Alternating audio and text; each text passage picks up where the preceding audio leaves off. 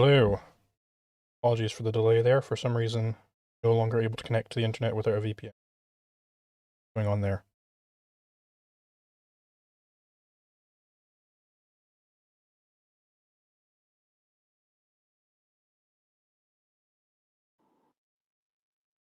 Casimir, what's going on? It's very dangerous for you to instantly invite me as a co-host. Just getting in the thing. I might just start reciting all the bad blue button analogies I've heard before. Save it for later. Yeah, as Zulu would say, don't blow your load too soon, Casimir. I must recite all of them as if they're true. Words in silence. It's such a great thought experiment. I absolutely loved it. Just seeing the mental retardation that people have. And facing the Mordor hordes. God. Anyway, all right, let's get into this. So Zulu is here. Welcome, Liquid Zulu, to your podcast after a few technical difficulties. How's things? Yeah, pretty good. I have no clue why. Normally, my internet works fine. But after a reboot there, for some reason I can only connect to the internet if I've got my VPN active now, so I don't know what the fuck's going on there. But that's going to have to wait for another time to debug.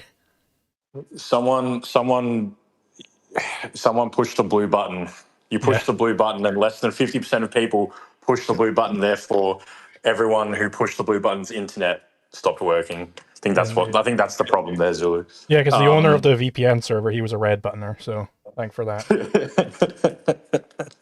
Anyway, welcome everyone on X and also, of course, on YouTube to another episode of The Remnant. Unusual timing once again this week. And it's going to continue that way, I think, for a little while. Look, without getting into any specifics for obvious reasons, a lot of stuff going on in my life in general at the moment, which is just meaning that it's difficult for me to find some time to do this. But got a couple of hours here where I've got some spare time before I go to bed tonight, because it is currently 10 p.m. in Australia. So yeah, let's jump straight into it. So I guess a lot of listeners or watchers that are on YouTube who maybe aren't on X may not have heard of this, because I think this discourse has been mostly self-contained within X. I've seen a little bit of it popping up elsewhere, but it's been primarily within this platform. So for those who are unaware, basically this thought experiment blew up, I want to say just over a week ago, maybe. Someone put a poll up on X where basically there's two buttons. Either you're put in a room, let me stipulate. Every single person in the world is put into their own individual room, and in that room there are two buttons. There's either the red button or the blue button. If you push the red button, then nothing happens to you. You will survive and continue on, etc., as you were before. If you push the blue button, then you are in a scenario where if more than 50% of people on the planet also push the blue button, then everyone survives. If less than 50% of people push the blue button, then the blue button pushers all die. That's more or less how the hypothetical goes. I've slightly changed the wording, I think, which may change how people interpret it, but that's basically how the hypothetical sort of goes. And that's prompted a whole host of discourse on the platform from people accusing, the red button pushers of being genocidal, and, the blue button pushers of being, suicidally empathetic or something of that nature. So obviously, look, as objectivists or objectivist adjacents, we're all going to probably have strong opinions on why you should selfishly, but also correctly, push the red button. I've got a lot of thoughts on, so many thoughts, it's difficult to actually figure out what direction I want to take this. But so that's why I'm going to, I suppose, throw to you, Zulu, to start off. What was your biggest takeaway from the whole discourse on the platform in regards to this whole kind of hypothetical, I suppose. Yeah, I think the biggest thing, and we saw this with Newcomb's paradox as well, or Newcomb's problem as well, where that's the one where there's two boxes in a room, and somebody predicted whether or not you would pick just box B or box A and B. If you two box, then you get to take both boxes home. If you only one box, and the predictor predicted that you'd only one box, then he put $1 million in the one box. Where in that hypothetical, in order to justify their one boxing approach, generally they had to either posit some sort of magical thinking, like you can magically have something which is impossible, that is a perfect prediction, or they just leave the hypothetical, where it's like, no, it's actually Newcomb's basilisk, and you're able to somehow convince it beforehand that you're going to only one box. In which case, yeah, obviously only one box. If you're able to convince the predictor that you're only going to take one box, then absolutely go ahead and do that. And the predictor might be very, very accurate at reading your body language to tell if you're lying or not. So don't lie and don't take both boxes.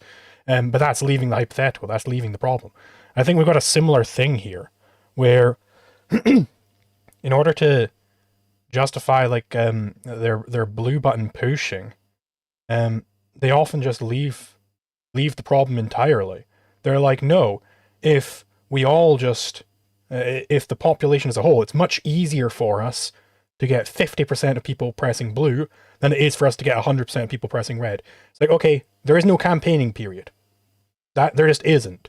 You're not able to convince anybody else. You're not voting for some population. You're not voting for anybody else. And I saw one tweet where somebody was like, oh, but all the red button pushers are thinking too individualistically about this. Well, it's an individual problem. It's you specifically are placed in this room and faced with this problem. In that situation, your only choice, the only possible influence you can have, is over whether you are a blue button presser or whether you're a red button presser. Because it's only one test, one single instance of this, and there is no campaigning period, all you can possibly do is choose which bucket you're in. You cannot alter the outcome of this vote with, 8 billion odd people voting. You're just not. It's not even worthwhile considering, like, the possibility that you're the swing vote. Like, you're just in crazy land right there. I want to, and you're real not, quick, go on. I want to hammer home just how impossible it is, okay? Because I've run the numbers on this a couple of times now, and I did this obviously with the help of AI, and basically rather than using the actual hypothetical, I just used coin tosses, and I basically said to it, like, if you assume, basically the takeaway is, if you assume that people are motivated by anything other than pure randomness, like the probability of any given person selecting one button is like 50%, because it's just they're just walking in and just randomly pressing a button. Okay, if you assume that there's any other influence on people's vote, which, I mean, for such a hypothetical, you have to assume that, I think, because of the what's at stake, then the probability of there being an exact 50-50 split to where you're going to be the swing vote is so impossible, it's incomprehensible to even kind of imagine, because the way that the AI put it to me was like, look, the probability of you selecting one specific atom out of all the atoms in the observable universe is 1 over 10 raised to 80 powers. Okay, so it's an incomprehensibly small number. Okay, but that incomprehensibly small number pales into insignificance compared to the probability of having an exact 50-50 split on a vote of this nature that's decided by anything other than pure random chance. So we're in a world where it is absolutely reasonable for Zulu to say there is no chance whatsoever that you will be the swing voter in this hypothetical. There is absolutely no chance whatsoever, and that factor should not even be considered in your determination about which button you're going to press. Anyway, sorry to interrupt you, Zulu. Please continue. Yeah, no worries. And I think the blue button people implicitly understand this to some degree, because I think there are virtually no blue button pushers who would still push the blue button if the threshold was 99% of people have to press the blue button. They go, okay, yeah, clearly that's completely out of line. I'm just going to live. So clearly they're understanding that, well, it's not about you flipping the vote here, right? So and that's still the case in the 50-50 case, right? And I think it's very important for these people to understand that it's sorry, I lost my train of thought there. It is just you can't think about it in those terms of you voting for a population or anything like that. That is not the hypothetical in question. And so I there was also this other tweet where I pointed out, let's pull this up actually, and also I sent in your DMs, Monhop, the original hypothetical there from Tim Urban. You want to put that in the jumbotron or what have you? Let's see if I can find this other tweet.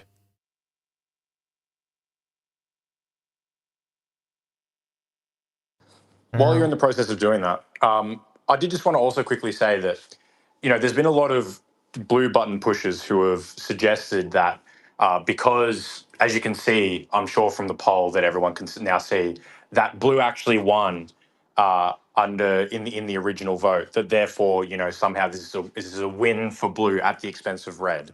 Okay, first of all, you need to understand that either way, red does not lose.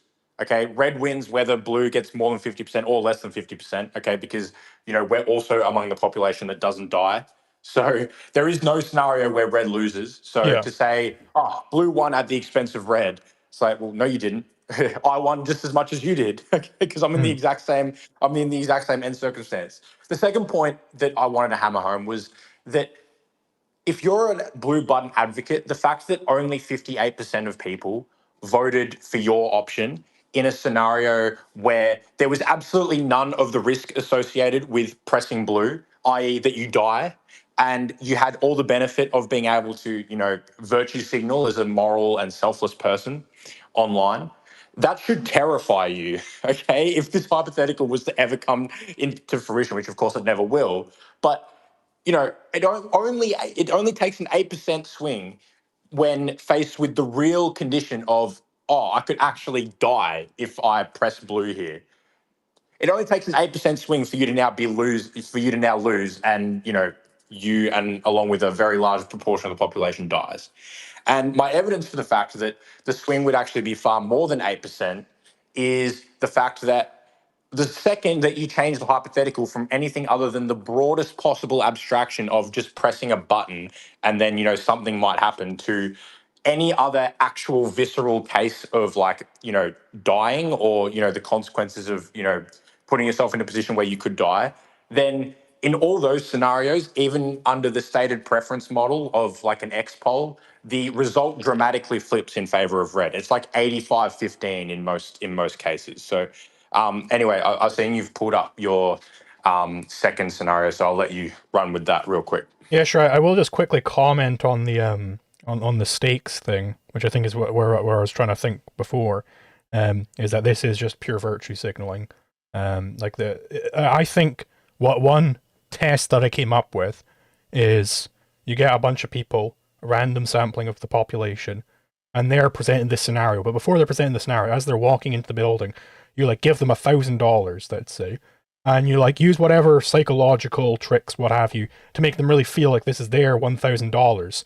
And then they've got to run the scenario where if the blue button people don't get 50%, then all the blue button people get their $1,000 taken away from them. And I think you see a massive swing towards red in that case if you actually do that.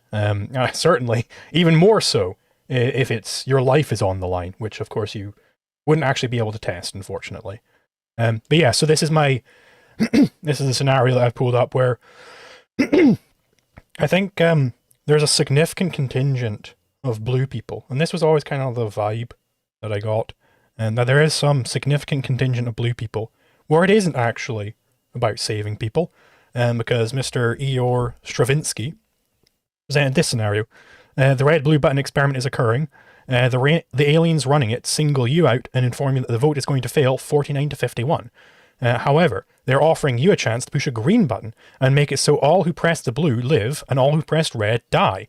Do you push it?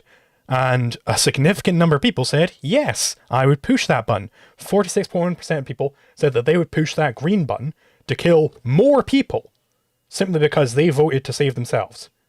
Right? So it's a thing about spite. It's motivated by altruism. What does altruism mean? Ayn Rand tells us.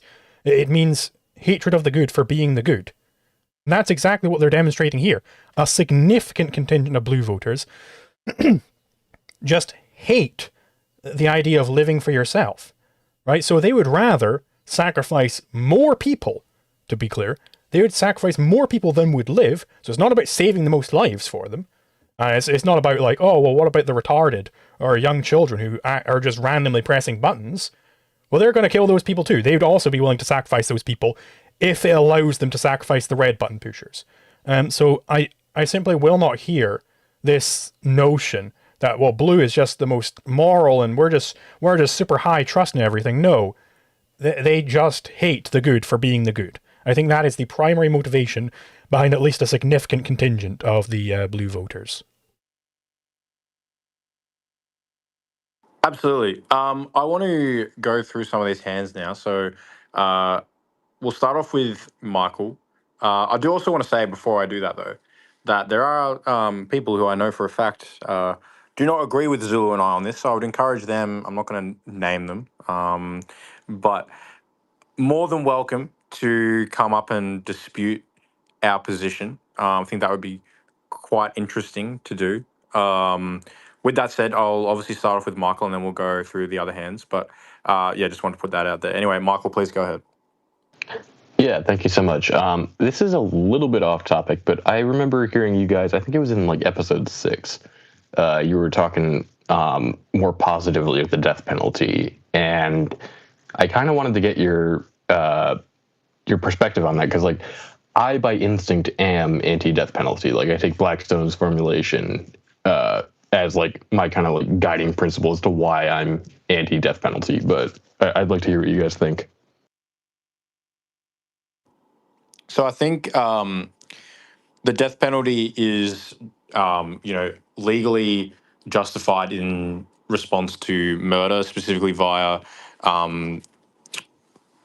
Kinsella's estoppel principle, where basically once you've committed some crime, you're, dialogically stopped from, objecting to it being done to yourself.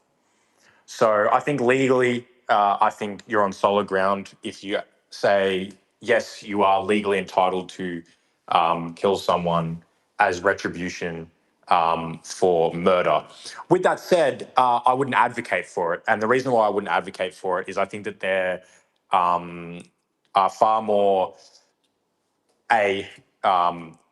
punitive things that can be done to people rather than killing them. And second of all, I think that the logical thing to do, if you are the heirs or to the estate of a deceased person who has been murdered, the logical thing to do is to more or less take the killer and treat them as owing a life debt to you, where you hang over their heads the fact that you can kill them at any time to more or less make them do whatever you want them to do. And I think the logical conclusion of this would be to use them as, some kind of labor to, enrich your own life while keeping them just alive enough such that they don't decease and they can continue to provide you with resources for the rest of their lives.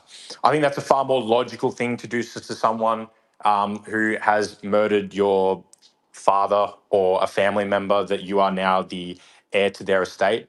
That's kind of my take on what would actually that's my position on what would actually result from murder under a libertarian legal system, is that essentially murderers would be treated as owing a life debt to the heirs to the estate of their victims, to where they can be utilized for those kind of means. So that's my general answer.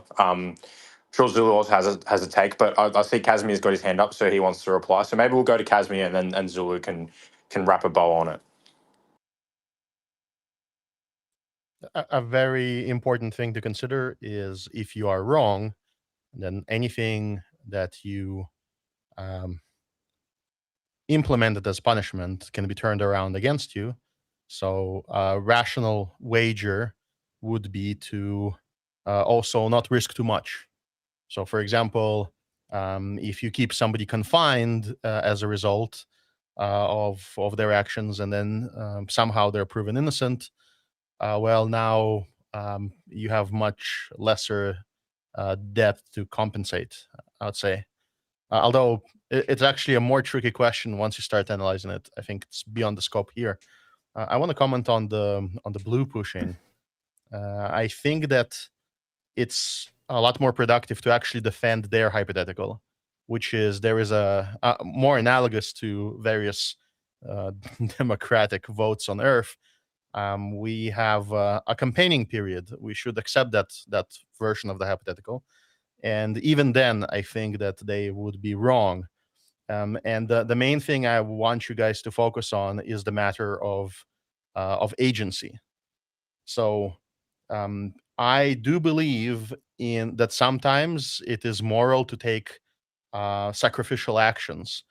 For example, you might decide to take a few hits on your face, and because you're fighting a bandit, and you want to live in a world without bandits. So you, instead of running from a fight, which you can, you decide to stick in the fight, knowing that it'll risk bodily harm. You can, for example, run into a burning building. You can decide to make a last stand against a grand army, again knowing that more likely than not that you will perish, but you have some personal individual ideal that you uphold, and you wish to see a universe in where people uphold those principles um, based on their own free will. Now, the issue with the blue button is that it takes your free will away from you in the absolute overwhelming number of scenarios. You're, in fact, surrendering your individual will to the collective. And I think that is the absolute evil part of it. And it makes it non analogous to all the stupid scenarios, to all their visualizations that I have actually just hit on. No, they're not the lone hero amassing an army to oppose, an invasive aggressor. They're in fact the opposite. They're voting for someone else to fix their problems for them. They're hoping that democracy will somehow magically prevail because, in this case, it does. And so they're trying to appeal using this example to real world examples where they want to virtue signal and not actually do anything. Whereas the whole Western ethos is very important also. They keep saying that blue collectivism is Western. No, it is Eastern collectivism that's blue, where you surrender to your ancestors, you surrender to your community. The Western collective, the Western group is organized in a completely different principle. The Western group has always been strong families who happen to share the same goal. Men defend their family first, and they go to war, they go to action, they fight against nature, they struggle to provide for themselves first, even if it's a group action for the spoils, they want their share. And there is a direct action, direct will involved with it, directly connected to the likely outcome. And by doing so, there is an actual process through the market where all the exploitations of the market coalesce into value growing. Each person trying for themselves, for their own business, for their own family, when they trade and voluntarily cooperate with each other, they actually achieve the civilizational progress, the civilizational value. Whereas all of the blue pushers who appeal to the collective goodwill, they are actually inviting in the parasite, because the parasite wants everybody to push blue so that they can implement the group exploitation. And the number one means for them to appeal to people to push blue is to give them a fantasy instead of a concrete. Is to tell them, oh, you just have to push this button, just vote for me and I'll make everything better.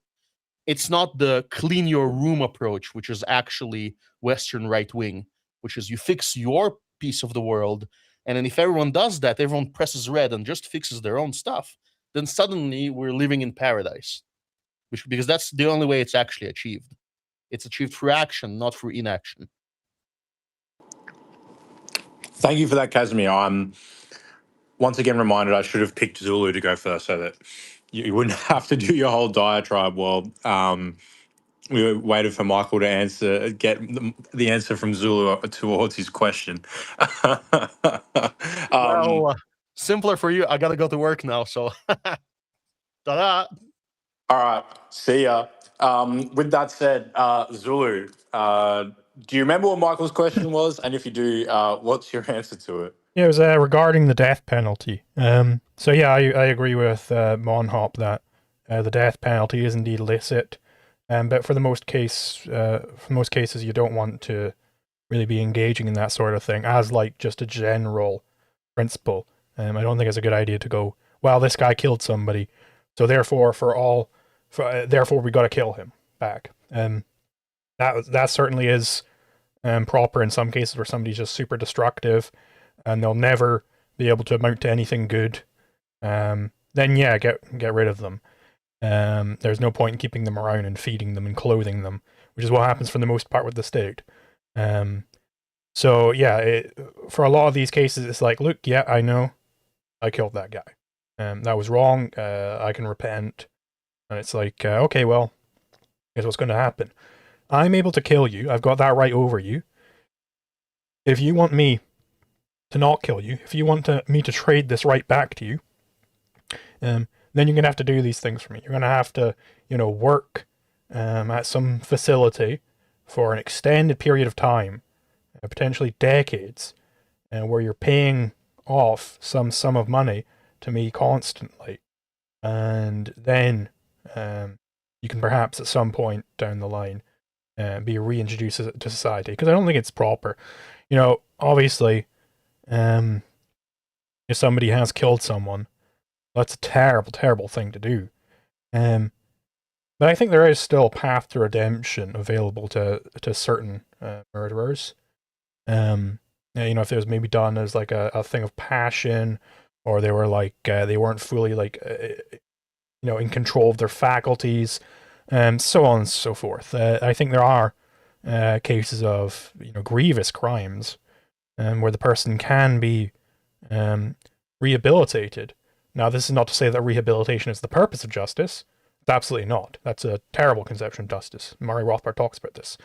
But that doesn't mean that rehabilitation is impossible. You can still use the big hammer of justice as a means to flatten someone out and, allow them to come back into society. They've got to go through some sort of punishment if they're ever to be trusted again and, potentially be a productive person.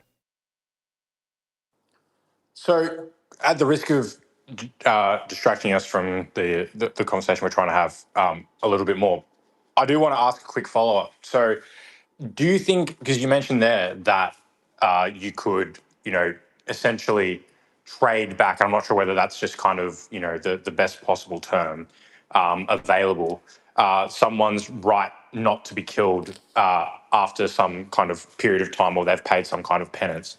Like, do you actually think that that's like an enforceable contract? Do you think that like I could say to, someone who murdered my father, hey, if you pay me back, $1 million over the next 20 years, or I don't know, some sum of money, then yeah, I will, after that point, once you've paid me that amount of money in totality, I will totally rescind my right, and that would then become legally enforceable. If I was to then subsequently, actually, no, I do want to kill you again, and so I killed them, that would make me a murderer in like legally speaking.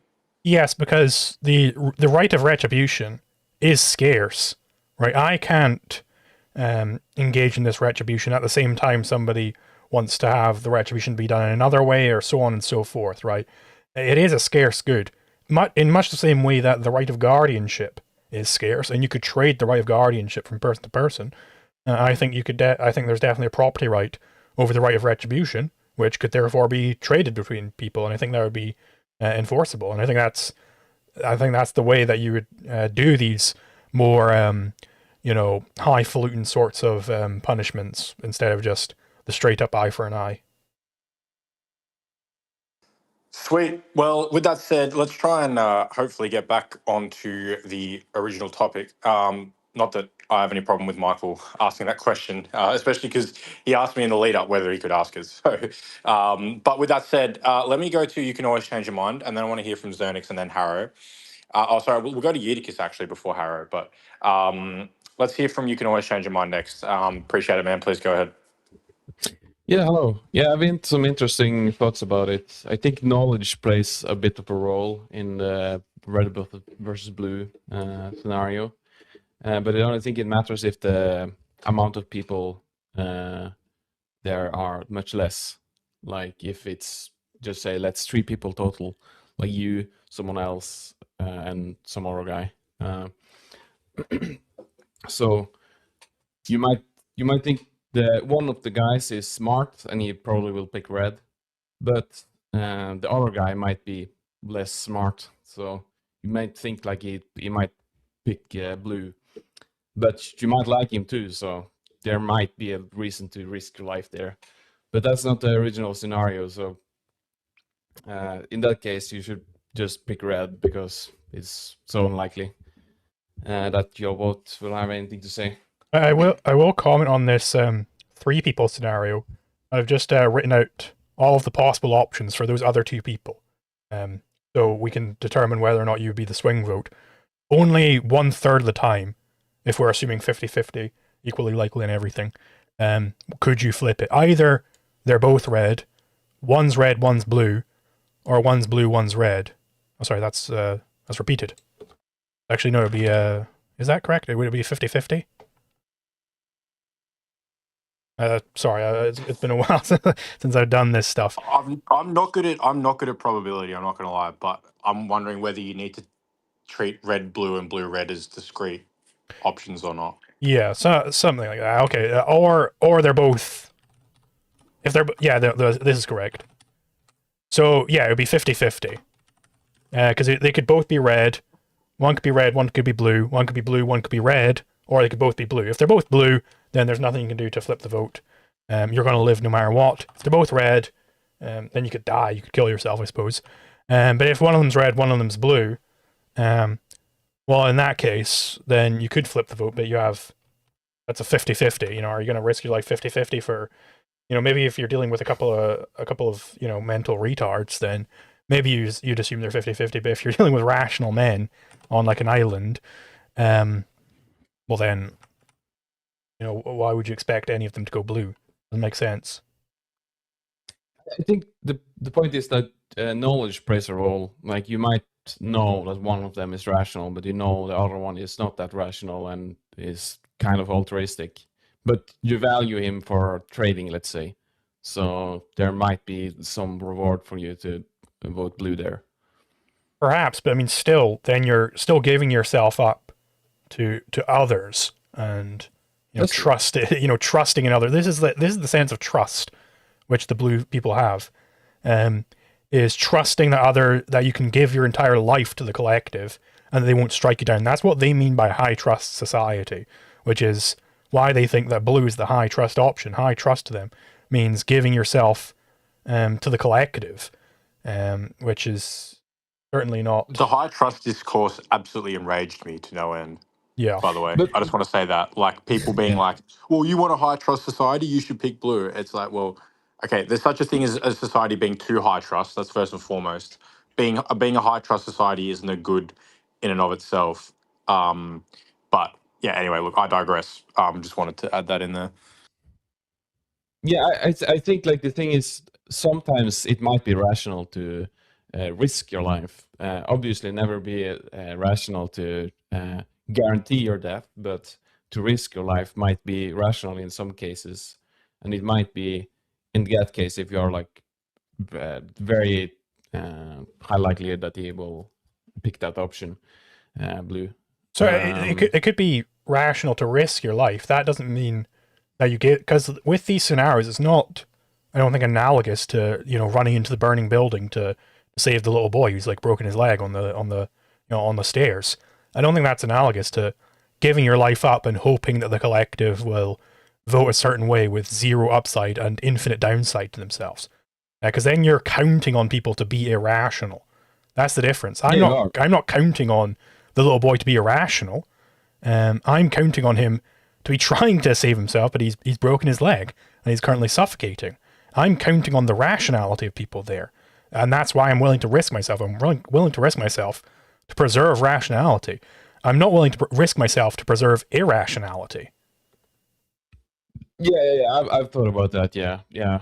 I completely agree.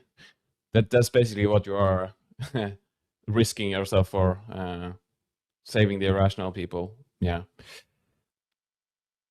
Regarding the death penalty, so maybe this was said, but I'll say it. You might waiver your right to kill at some point because you might selfishly want another producer like the reformed murderer to be free again, and not like be constantly worried that he might be dead. Like if he like is reformed, then you have he has paid all the restitution and all that. So yeah, that's my take on that. Yeah. For sure. No, I appreciate it, man.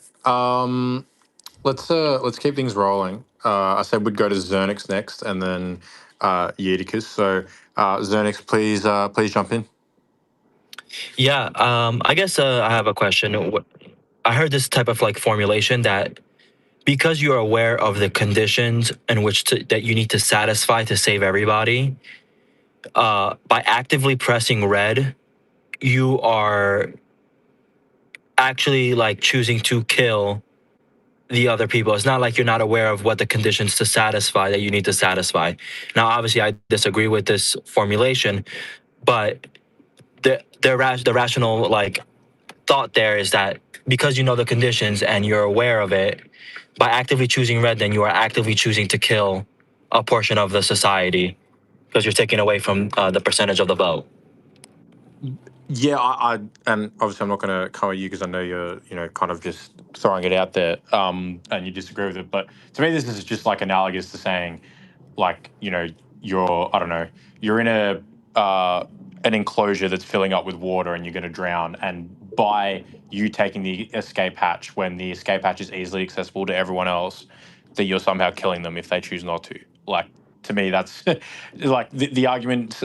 Somewhere along the line, they'll typically include this notion of, well, pressing red is some kind of positive action. It's like, well, yeah, it's a positive action to save my life, not to kill anyone else. The only reason why anyone's life is at risk, the ultimate reason, is because they chose to press blue. That's the unavoidable fact that you simply cannot get around if you're advocating for blue. It's that the only reason why anyone's life in this scenario is at risk is because of their own choice. Whether it was some kind of, again, obviously they'll bring up the edge case of, the Like kids. exceptionally, disabled or elderly or young person that's not capable of reason. Even still, okay, that's not. I didn't choose for them to press blue, regardless of why they chose to. Yeah, I guess it is certainly like tragic that if this actually ran in real life, yeah, there would be a certain population of like the retarded who are just randomly pressing, and some of them would die. That would be tragic. Now that doesn't mean that I therefore have to die along with them, because it is just a suicide pact. Red means opting out of the question. That's all that red means. It means you walk out the door and nothing happens. You don't even need a red button in this entire scenario. All you need is a blue button. And still even there, people are like, oh no, well that changes the framing. Well, it doesn't change the framing for people who are randomly pressing buttons, right? If they're randomly pressing buttons and you sit them in front of this button, they might go, oh, button, and click it, right? And then they die, right? So you're still, those people are still in danger, but they could just walk out. They could just walk out if they wanted to. That's an interesting thing that you brought up. Let's say if you did take away the button, and you're right that the blue button is the thing that is initiating the death pact here. That's the thing that is initiating the condition for death. I guess the argument would be like maybe it does reframe it in the sense of that if there's only one option and you do know there is some people who can maybe not don't have the faculties or cannot consent to to even pressing this button, isn't it maybe like a duty for you to go ahead and protect the innocents from this? I mean, I'm assuming this is like some type of aggression because number one, I mean, how was this button Well, even implemented from the get go? If you're adding aggression into it, then I think you've left the scenario. It's not that somebody's murdering these people; it's just that they die. So the blue clicking blue causes them to die unless a certain number of other people also click blue. So it has nothing to do with any sort of legal analysis. Fair point. Fair point. Oh, that's all I had. That's one of the formulations that I heard that people try to justify. That's all I have.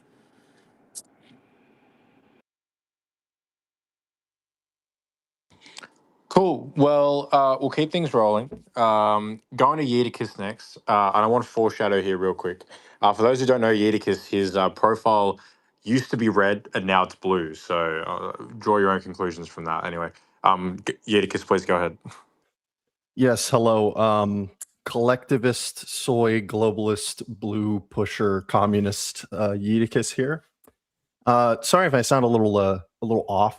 It is super fucking early here in Texas, and normally this is the time I spend reading, not talking. But anyways, I'll stop wasting the air. No, I just want to challenge a couple of things that I think are some assumptions that are being made about the scenario from the red pusher's perspective, and then we can go from there if we need to. The first one is that the blue position is entirely dependent on you being the person to flip a vote. I don't think very many blue pushers. Oh, I should also clarify. I'm not going to speak to like the utilitarians or the sentimentalists or any of these other people who are like, oh, pushing blue makes me feel better. I think all of these are terrible arguments for obvious reasons, and I won't waste any time talking about them. This is not about like maximizing utils or anything like that. But yeah, anyways. The idea that the blue vote is about, oh, I could be the person that flips the vote, I think is just the wrong way of thinking about it. And I think it comes down to the question of what constitutes culpability. And we can think about this pretty easily in imagining a scenario where two teenagers are standing on a cliff with a boulder and an innocent person's vehicle is beneath it. And they're trying to push the boulder off of the cliff, but they can't quite do it. And then the third person walks up and helps them, and suddenly they're able to push it off and they crush the car. It seems very weird. I don't think any of us here would be like, only the third person is the one culpable for the car crushing. We would say that all three of them are the efficient cause of the relevant crushing and are thus all culpable. And we might say that the third person was the marginal cause, the contribution without which, given the others, the effect would not occur. But that doesn't change the fact that the efficient cause is all three of them together, and thus all three of them would be culpable for pushing the boulder. I'm not saying this is perfectly analogous. I'm saying it's getting us closer into the thought than you must be the marginal vote. And from there, I think we could just say that the last thing that was brought up, sorry, my brain is trying to keep all of these things together right now. The threshold analysis here is really interesting in that I think it, and not everybody here agrees with this, but if you're a person who believes that voting is in principle wrong, from like an anarchist perspective, you tend to already agree that the marginal vote isn't the one that actually matters for determining whether culpability with an outcome is conferred by an action. And yeah, that's what I was going to say. The framing that blue is the death vote isn't fair, in the same way that saying the red vote on its own is the death vote isn't fair. If everybody pushes blue and everybody pushes red, no one dies. Nothing about any of those two situations increases the death chance of anybody whatsoever. The only time in which death comes into the equation is when someone pushes blue and someone pushes red. As soon as that scenario is actualized, we've officially entered into the death game. It becomes a death game when those two conditions are both met. And so, yeah, just saying like, oh, well, blue is the death vote. Well, I guess you could say that a sufficiently predictive person on blue would know that someone on planet Earth would push red and initiate the death game, or vice versa. Someone who's sufficiently attuned with people would know that if they push red, someone will push blue and initiate the death game. The question is just, I think the most interesting and important question, and the one that I think meaningfully changes depending on how we adapt the scenario, is the question of culpability. And of course, we have to do some more work here. I have to try to explain like why I think there's any culpability at all here, and why I think rational agents all have inherent dignity, and that's not something that pushing a blue button washes away. And we can get into all of that, and we can modify that such that certain population groups, like, yeah, I don't care, everybody else can push red, that's fine. We can do all those things, but I just want to try to disambiguate a couple of those assumptions before we go any further. So I don't think that it is analogous to the people pushing the boulder, because clearly they are the actual cause of the car getting crushed. The boulder wasn't rolling down on its own, but this vote was happening on its own, right? Either you can walk out the room by pressing red, or you can click blue and join in on the game. Now, that somebody else walked away from the game, that isn't the cause of you joining the game. The real game here is the blue voters. Do enough people join the game, or do they end up dying? So there is no legal culpability going on here. Yeah, I think so. Again, I don't think the boulder is perfectly analogous, but I think, again, it gets us into a better presentation of what blue people are trying to get at when they talk about how the contributions. I'll let you continue, but I just don't think so at all, because, like, as Zulu said, like, if you actively choose to push down the boulder, like, instantly, from mine and Zulu's perspective, that is completely breaking a fundamental part of the original hypothetical. Like, yeah, I just disagree. So, like, let's go back to what Zulu said about the Newcombs box, right? Like, we can imagine, you know, his line about the one boxers was like, oh, sure, we can imagine all of these scenarios in which, like, there's a perfect predictor that just can't possibly exist, and, you know, that this breaks all of the rules of the world that we know so far, and that you know, maybe we can imagine that we could, like, you know, manipulate them sufficiently in order to manifest the outcome that we want or whatever. Like, yeah, we could engineer all of this stuff, but, like, I think what we ought to do is the same thing as what you want to do with the one boxers here, is that, like, no, it's not like some spooky ghost, like, magically, without any, you know, interaction with the buttons whatsoever, kills the other people. It's like, no, something about pushing the buttons causes people to either die or not die. Something about the actual button pushing. It's the only way we can make sense of this in reality. So, like, I don't want, like, I think it's too fast. Like, the Newcombs box people, the one boxers, could just reject the causal framing as well. But that, you know, of course, you don't want to let them do that in that situation. So, well, no, yeah, certainly, I don't want them to reject causality, because what I was saying there with their magic box thinking is that they somehow believe that they can cause the predictor to have put the money in the box in the past by only picking one box. That's the magic box thinking here. Here there isn't really. I don't know what the analog of magic box thinking would be particularly with rejecting causality. I suppose, you know, if you think that the red people are causing the blue people to die, well, then we've left the scenario. All it says in the scenario is that if you press blue, that causes you to die unless a sufficient other number of people press blue. That's the only thing that can happen based on the scenario. It doesn't say that the red people are causing the blue people to die. It doesn't say that. I think does it specifically? Does the wording say it that way? Look, actually, I don't want to go down that road because I don't think it's the most important one. But I think there is some interpretive lensing going on here that I think is kind of interesting. In that, I do think that what a lot of red people see themselves as so. Can we agree on this? If more than 50% of the people push blue, no one dies. Yeah. Yeah, that's in the hypothetical. Yeah, right. If that's the case, then the only situation in which anyone dies at all is if more than 50% of the people push red, right? And there is at least some causal interaction going on here, because people have to push buttons, and you can make it leaving a room, you can make it pushing buttons, whatever it may be. You can make it jumping into a blender, however you want to, like, modify these scenarios that pull people's intuitions in all sorts of ways. The only way in which people die is if whatever camp we're putting in red gets more than 50%. And so the only causal story that you have to tell is that pushing pushing the buttons has an impact on what is effectuated in the world.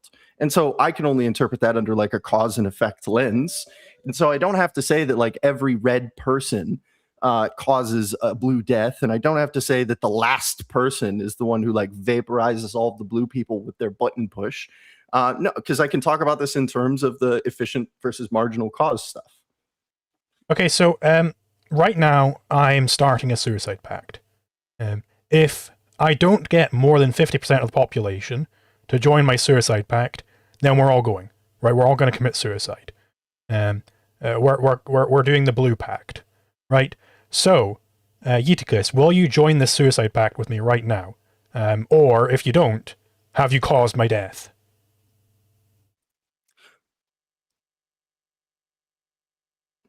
No, because the suicide pact is, I think, substantively different. Why so? The only situation in which anyone dies here is if fewer than 50% join the suicide pact.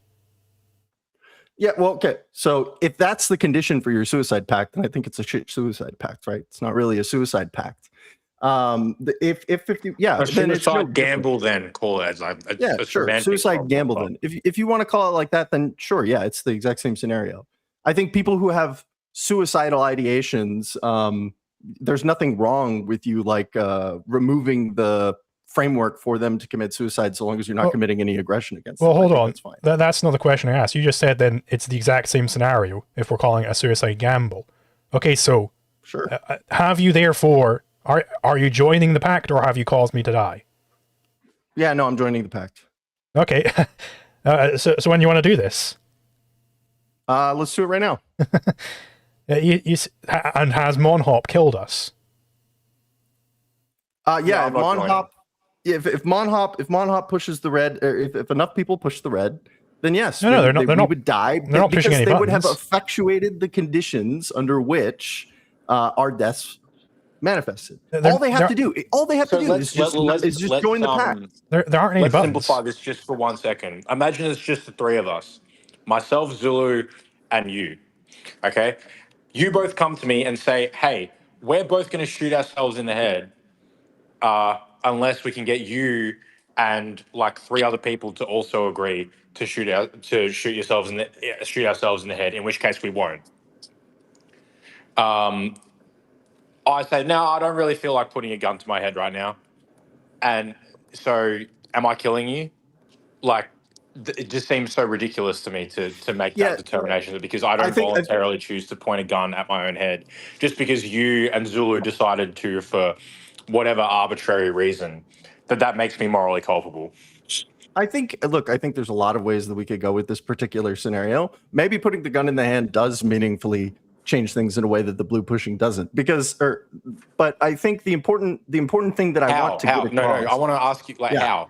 How is pushing the blue button like meaningfully different to putting a gun in your own hand and like pulling the trigger? Yeah, so I think the first and most important thing is that no one, again, I think it's important, no one dies unless in this condition. And let's make it because the first thing that I wanted to go to was something like, well, we still have to pull the trigger at the end. We have to see the vote, and then we all have to be like, well, we made this pact, and then shoot all of ourselves. Which, like, that is its own causal intervention that, like, the people who just said, I don't want to be involved in this, could be like, I literally did not pull the trigger there. Which I don't think you can say. I literally push the blue button, but go ahead. No, but you literally pushed the red button that effectuated the deaths of the blue people. That's different. In the same way that, like, I said, no, I'm not gonna shoot myself in the head and walked out of the room. That was you have to agree that there's a causal intervention that's different between me pulling the trigger after seeing the vote count and you pushing the. I don't have to see. Okay, so you pulled the trigger before the vote goes through. Decision. It's just you shoot the bullet directly up in the air, and if enough people shoot the bullets in the air, then they all, like, their gravity comes together and then they blow up in the atmosphere or what have you. Right, you can change the scenario to where you've already committed before the actual thing, before the vote comes through. Right, you can do that. That's what I was going to do. I was going to change them to be revolvers that, like, automatically detect. So, like, we don't have any choice. Once they're strapped to our heads, it's game over for us unless enough people do it. And then I think we're much closer into a situation like the red or blue votes. And so did the people who chose not to strap the revolver to their head, have they caused the people to strap the revolvers to their head? Yeah, well, I think yes. I think there's a non-trivial. No, they have not. No. Sorry, you went to the other part of that. I think, did they cause them to strap the revolvers to their head? No, they didn't cause them to strap the revolvers to their and head. so And what? this is why I think so the pushers. they caused the revolvers to be strapped to their own heads, and so what caused the revolver to go off and kill them? Right, it was the fact that it was strapped to their head. That's what caused their death. No. We already stipulated what caused the revolvers to go off is that not enough people strapped revolvers to their heads. That's the cause of the revolvers going off. Okay, and so did the people who didn't join in this suicide pact. Are they the cause of death there? Like, if you were to go to the medical examiner, we've got all these bodies with gunshot wounds to their head. They had this contraption on their head. What is the cause of death? Would they write down murder, or would they write down suicide? Suicide. There we go. Yeah, but like, I'm not saying that you have to get hauled off. I'm not. No. I think you're taking this. I don't have to literally say that like you're culpable for murder here in order to say that like, yeah, you should try to effectuate the end in which these people don't die. But weren't you saying I have to say that? Weren't you saying that it's analogous to the Boulder scenario in the sense that you are culpable if you're a red presser? Yeah, I think there is a portion of culpability involved here, but the culpability doesn't have to go to the full extent of you go to jail for murder. What exactly am I culpable of? Like, that's what I want to know. Quite literally, you are a part of you're a contribution of the efficient cause of the revolvers going off. You can't. Okay, so you can't make that go away. To go back to your Boulder analogy, if it was a person rather than a car sitting underneath the boulder, I would be correctly charged with murder for that. So, like, if this is your close analogy, why am I not culpable of murder in the red versus blue scenario? Because people are strapping revolvers to their heads on this scenario. That meaningfully changes what exactly you're culpable for. I totally agree. Yeah, I think so. And so that's why I'm saying I don't have to literally haul you off for murder here at the end of this to say that you are culpable for the deaths in some way. Okay, so what are you hauling me off for then? I don't have to haul you off for anything. I can just say that it's wrong, that it's bad, and that you ought not do it. Maybe I don't have a claim of right against you. Maybe I just have just a claim of virtue. That matters. Okay, but what specifically are you culpable for? If you're not culpable for their deaths, because being culpable for someone's death, well, that's called murder, right? So if you're not culpable for that, what are you culpable for? You're culpable for effectuating the conditions of death. It's not simple. Sounds like murder to me. So hold on. Can I interrupt 1 second? No, hold on. I want to ask. Go ahead. Surely the person who is culpable for creating the conditions under which they died is the person who strapped the revolver to their head. And we already established that the person who strapped the revolver to the head was the person who joined in. Yeah. Yes, and we keep swapping between blue and red button scenarios. I thought I was answering for blue and red button scenarios. But the person who is primarily, yes, you could, but what I do not want you to say, because I don't think it's true, is that the person who walks out has absolutely no causal interaction whatsoever in the revolver scenario or the blue button scenario at all, because that's just not true. What is the causal interaction? It can't be the truth. If we stipulate that the revolvers only go off if a certain number of people do not put revolvers under their head, then it is a completely fair causal description of the interaction when they go off to say that, oh, they went off because not enough people strapped revolvers to their heads. There's nothing wrong with that causal explanation. If you look at any specific individual, then there's absolutely no way that you can say that my decision not to strap a revolver to my head or press the red button was the cause behind them dying because they strapped the revolver to their head or because they pushed the blue button. Okay, but now it sounds like you're back to this is where I think the boulder scenario is important, because then it sounds like, well, the first guy couldn't push the boulder over, so he couldn't have been the one who caused the boulder to fall. The second guy couldn't have done it on his own. The third guy couldn't have done it on his own. So we can go full collectivists and say like all three of them make like this triumvirate soul that is alone culpable for it. But I think it's much better to say that like, no, all three of them were the efficient cause of the outcome, and that one of them just so happened to be the marginal cause, and that's not the relevant feature here.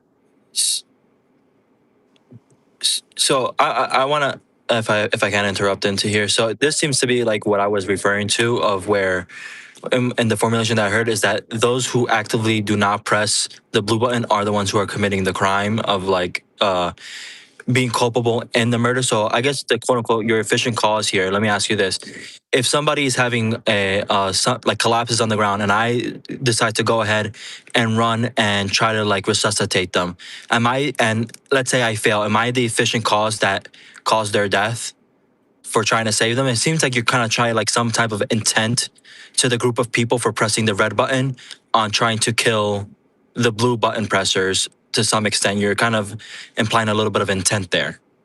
I don't think I have to imply intent. I think I can just point at the causal structure. But I think I don't think you're the cause of a person's death if you go to try to resuscitate them. Like they're already at least incapacitated. If you're resuscitating them, they're likely already flatlined or something like that. But if you're unable to save them, then no, like you're not the cause of them. If you're able to save them, but what if you are not able to save them? How do you determine that I'm not how do you determine that I'm not culpable into that action of me? Maybe I was doing it wrong, right? How do you determine that I'm not the efficient cause for that person's death? Like, what are you doing there?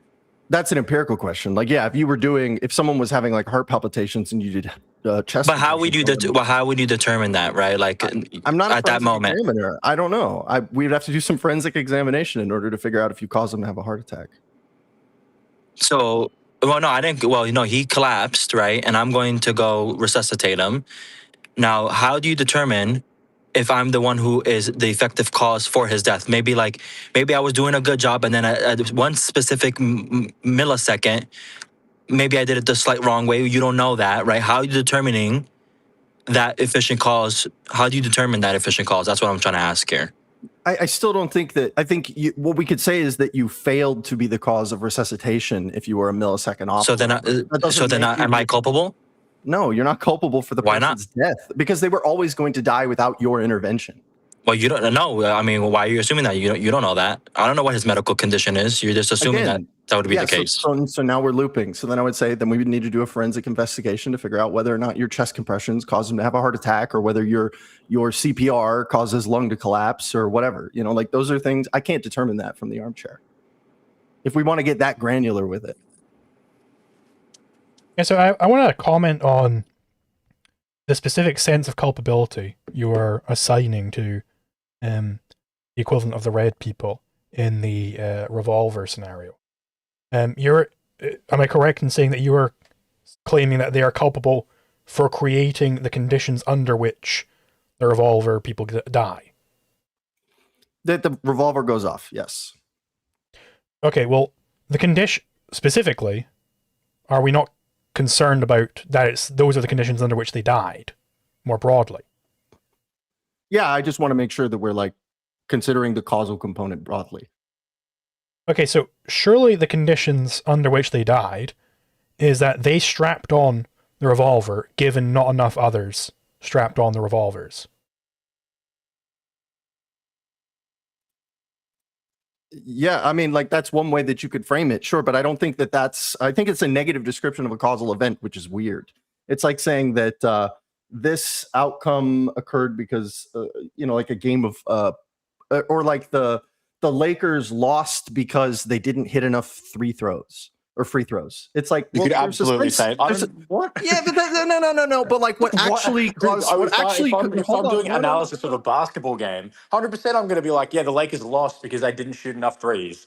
I don't know. Yeah, but that seems like a perfectly logical thing that people do all the time when they analyze sports. No, but they literally did not lose because they didn't hit enough free throws. They didn't lose more free throws. They might have scored more points than the other team and won.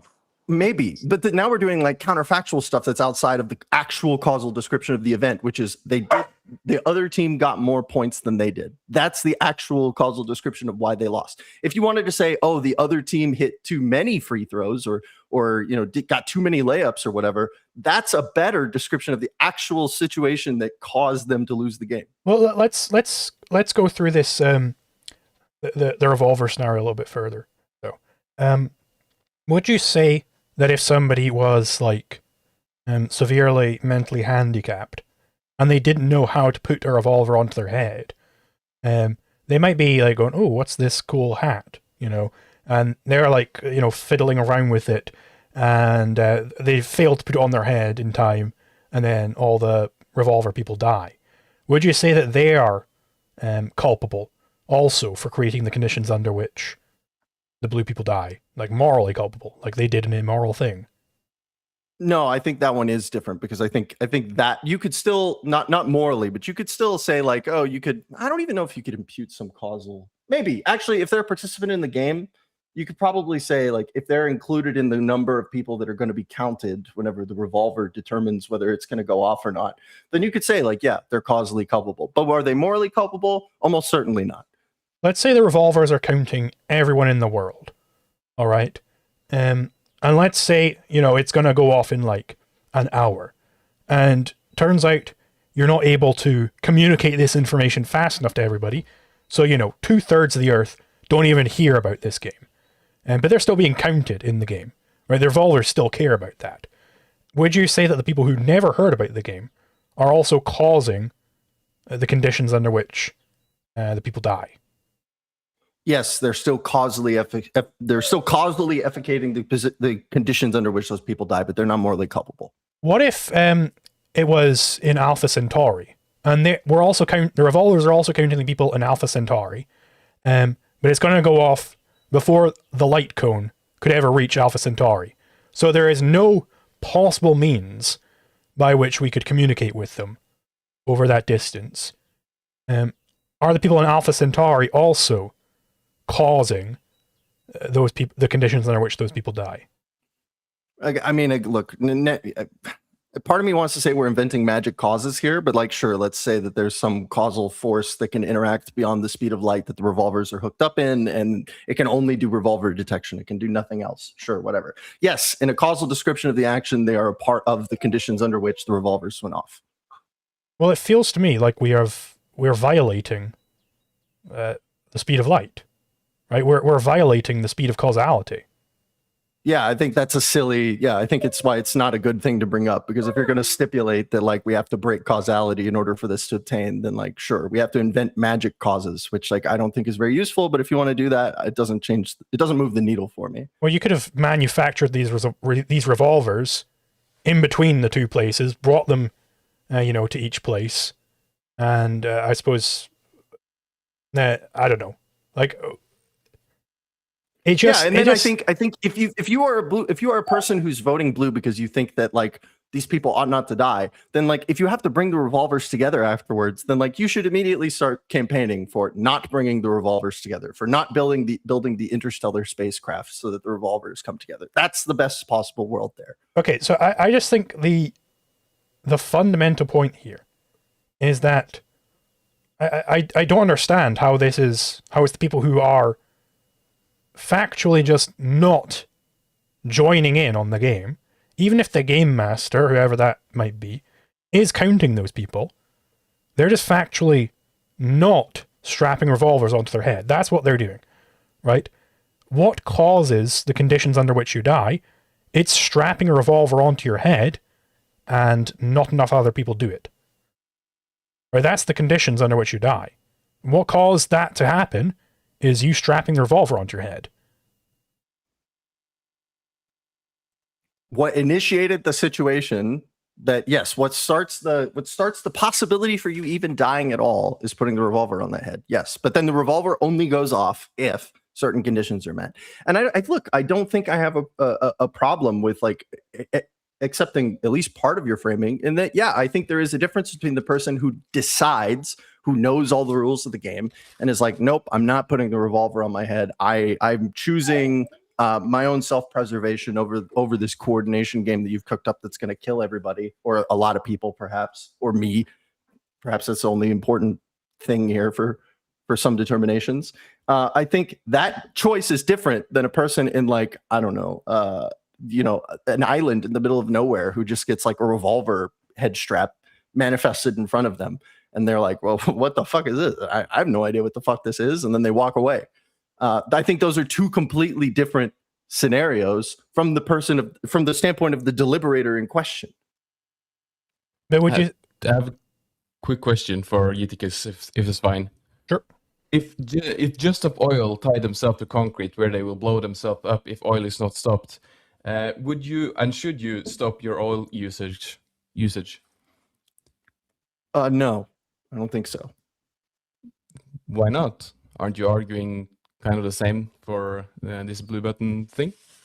No, because I think that look, I've already said I think that there are scenarios where you could make the blue voting population such that like there wouldn't be any reason to push blue at all. And one of those is like you stipulate like all of blue people, everyone who pushes blue is like an unrepentant baby murderer or something like that. And it's like, yeah, you know, we should all push red here. Or it's like, you know, the person who pushes blue is like a, you know, like an eco-terrorist or something. And like, if nobody else pushes blue, they blow up. But if everybody else should push red there. My consideration is with the person who is like an unreflective altruist or something like that. And they're like, I want to save people and I push blue. And I'm like, well, you know what? I can think that's a really stupid decision and maybe isn't the most rationally optimal decision. But as soon as they make that, I don't think that person deserves death for that decision. And I think that there's an easily effectuatable outcome that we can adopt in which that person doesn't die. And so I think we should do that. Why are you an altruist? What's that? Why are you an altruist? I'm not an altruist for having value in other humans. Even Rand thought other humans had value. Oh, sure, but like you seem to like think there's virtue in altruism. That seems to what you said. I think there's virtue in us not advocating the situations of people's death if we don't have to. And I think, look, I could go the full selfish route here. A world in which 51% of people die in it is a worse world for everybody else currently here. It's way, or sorry, 49% or whatever it needs to be. It's a worse world for everybody in this call. So like from a purely egoistic reason alone, you have reason to want everyone to live. Well, yes, it is a worse world. I mean, I think the it's worst not world made is better from if my you also perspective die. is if I die. Right. Like, you aren't improving the world if you die along with them. I just want to make clear here, for the Just Stop Oil example, it isn't necessarily the case that these Just Stop Oil people are going around murdering anybody, right? They might just be, you know, college students who've come together and started this suicide pact. They're all going to commit suicide unless the world swears off oil right this second.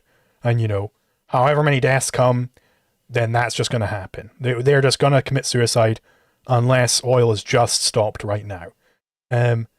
Would people who didn't stop using oil, would they be culpable for the deaths of those people? Or would it just be a straight up suicide? No, are we doing this in the button game scenario, or is this like in the real world? In the they just killed themselves. In the Just Stop Oil example, which you can always change your mind gave. Yeah, so I think if this is a real world scenario, they're gonna have to kill themselves at the end of it. Nobody is they set a term under which I will kill myself if everybody doesn't stop using oil, and then they kill themselves, and so they are the ones who killed themselves. It's not the people who. It's not the people who. I completely agree with you, by the way. Was it not the people who? Are people not culpable for creating the conditions under which they die by not just stopping oil, though? No, because they don't die unless they decide I'm going to go through with it. Oh, let's say they pre-commit somehow. They've got a machine which can detect like the CO2 in the atmosphere, and it's going to kill them. They've already pre-committed. There's no backing out. Then yes, the people are causally culpable, but not morally culpable. That's fine. Why not morally culpable? Because that person set an unreasonable standard on other people about whether or not they ought to their condition for life. I think just to jump in here, I think saying to someone you have to voluntarily risk your own life in order to save mine is an unreasonable expectation to place on other people. Indeed. It might be an unreasonable expectation, but I don't think most people, and especially the ones that I think are the most important ones to save, are not doing that. They're saying, hey, I want to save other people's lives. And they're not adopting a suicide pact here. That's not what they're doing. You can say that is literally what you can they're say doing. that from you can okay, yeah. So we can again, this is why sorry, my dog is freaking out right now. Come here, buddy. Relax. He's a red box for sure. Yeah, exactly. No, he just hates when I speak in the mornings, and it's not to him because he's very needy. Anyways, what was I saying? I think this gets into the distinction between the causal and the moral culpability, which is what I was trying to get at with like the decision maker thing, right? And it's like just being a part of the causal matrix that like effectuates an outcome is substantively different than being a part of being a moral deliberator and making a choice to like not participate in the cooperation game. And I think the you can be a part of the causal story about how someone's death comes about, in the sense that like, yes, my CO2 emissions were a part of the setting the conditions under which their detector went off and then they died, right?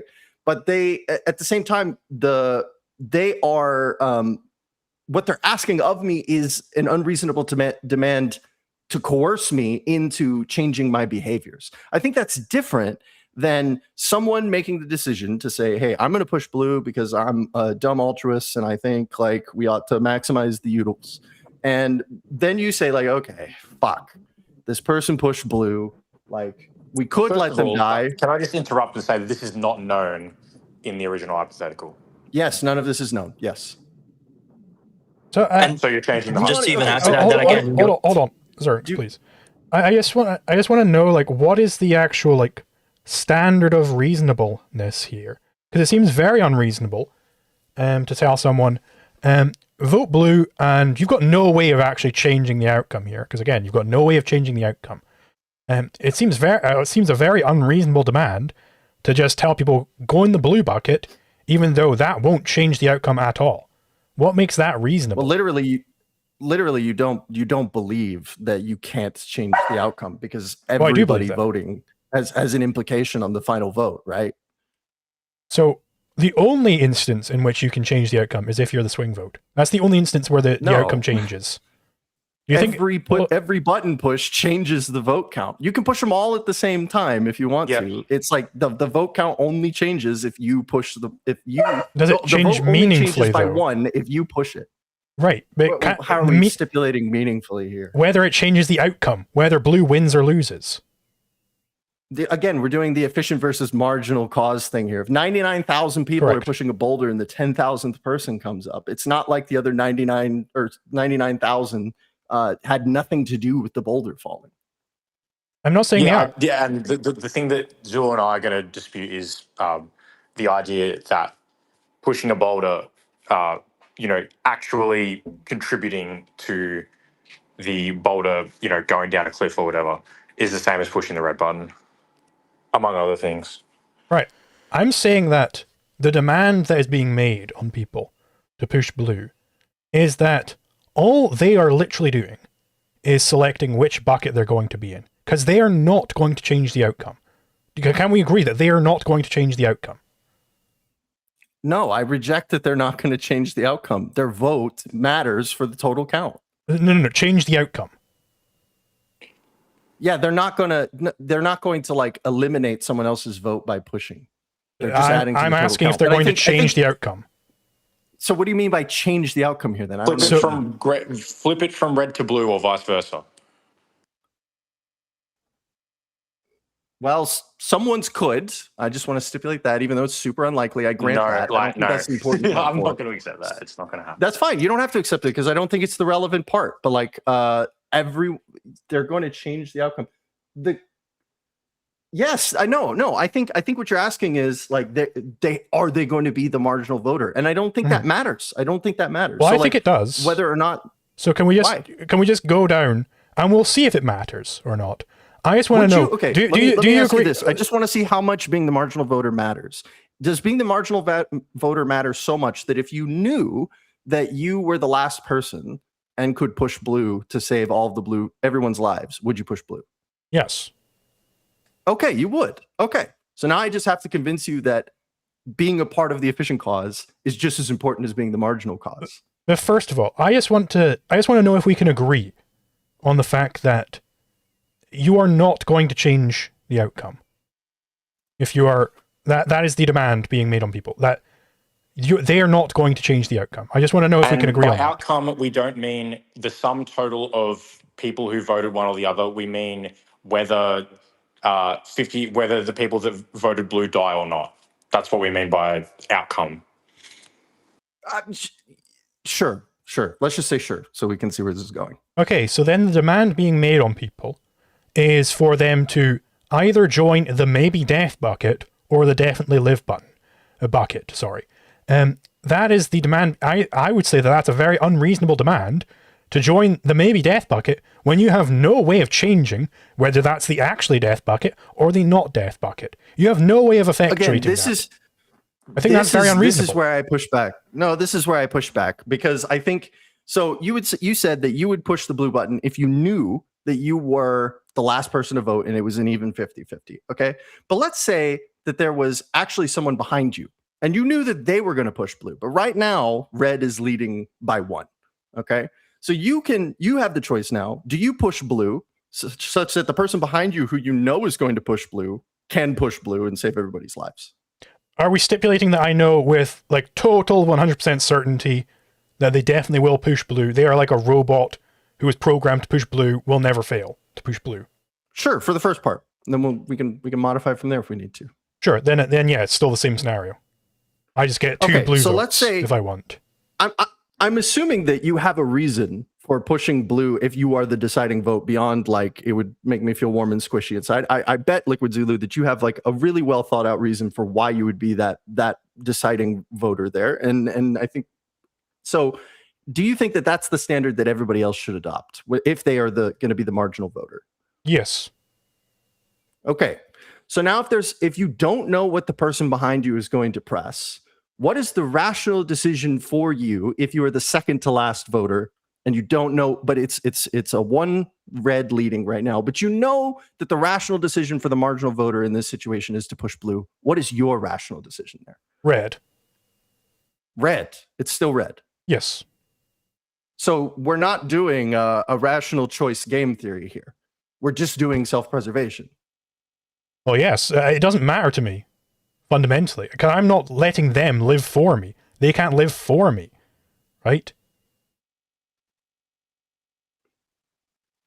I'm not able to think for them, so I can't impart upon them what would be the proper decision. I can't put my life in the hands of the collective. Yeah, for some reason I thought this was I was under the impression that this was coming from a position of like a rational decision theory, but it's just about self-preservation in that sense then. Interesting. Yes, and fundamentally not giving up your life for the sake of the collective vote, for the sake of democracy. So would you feel the same way if yeah, I guess you would then. Well, I'll let you answer. So if you're still the second to last person to vote, right?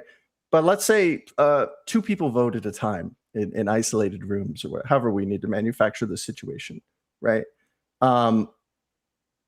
That person is going to push blue, but you don't know that. We'll just stipulate that for now.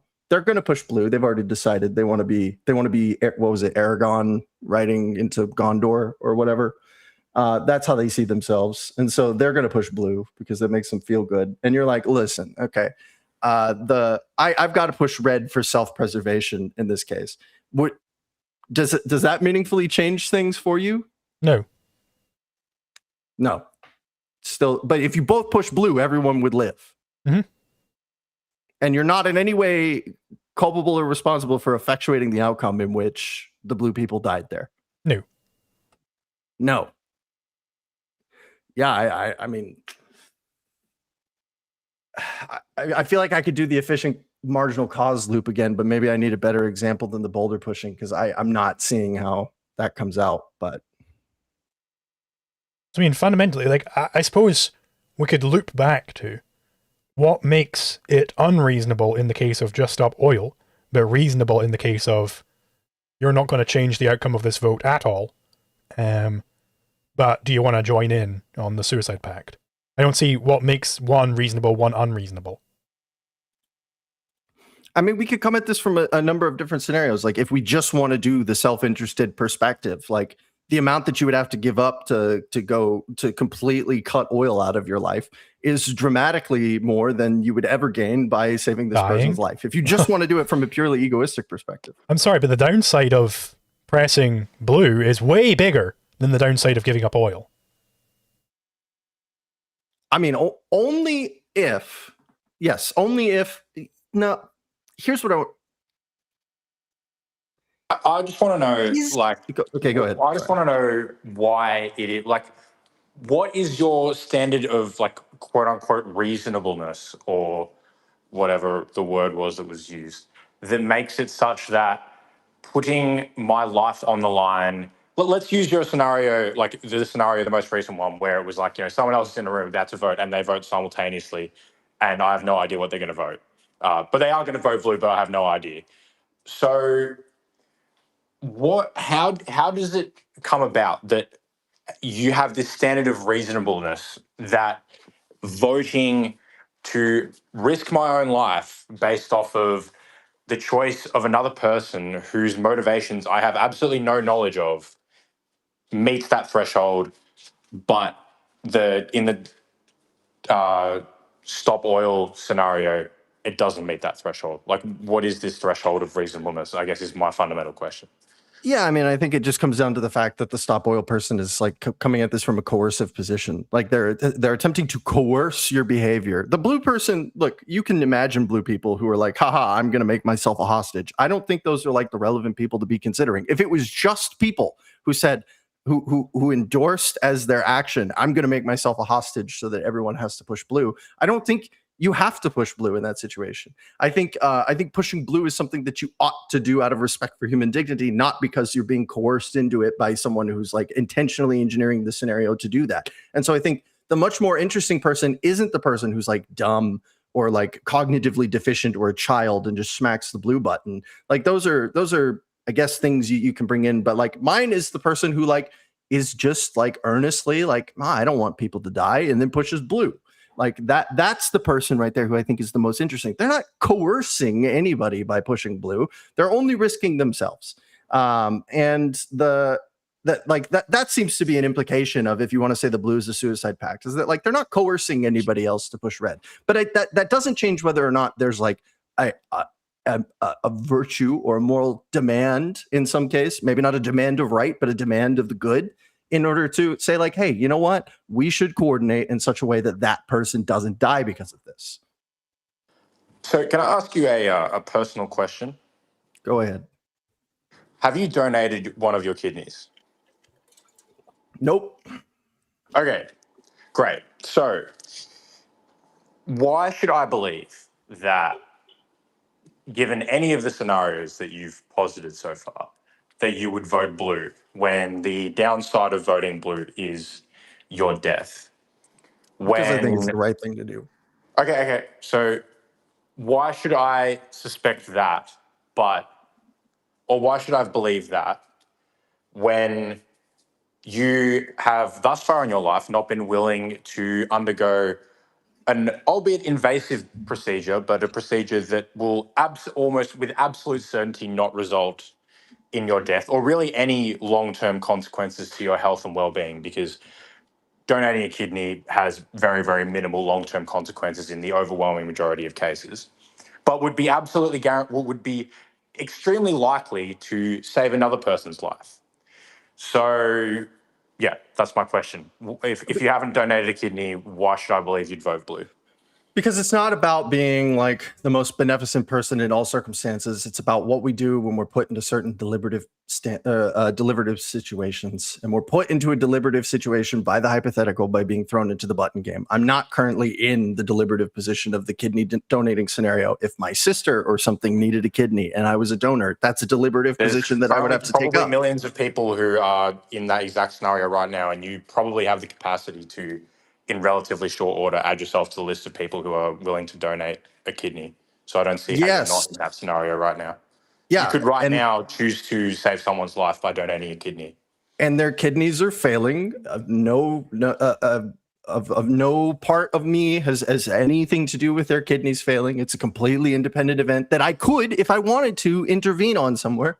I've only got so many kidneys, so I can only help so many people. So only one of them would get saved if I decided to donate a kidney. But the relevant part of this here is not that people somewhere are suffering and I could like donate all of my money to malaria nets to save 10,000 people in like Africa or something like that. The relevant part of this is that I'm being put into a situation where I have to make a choice. I'm forced to make a choice. And I believe, we can disagree on this, but I believe that my choice is going to sum up to be a part of the efficient cause of effectuating some kind of outcome. I mean, you make choices every second of every moment that you're awake. So Yes. why couldn't one of those choices be to drive to a kidney donation drive and donate your kidney? It could be. Maybe it would even be a nice thing for some people to do. I don't know. But like that's not the situation that we're in right now. We are thrust into a deliberative situation.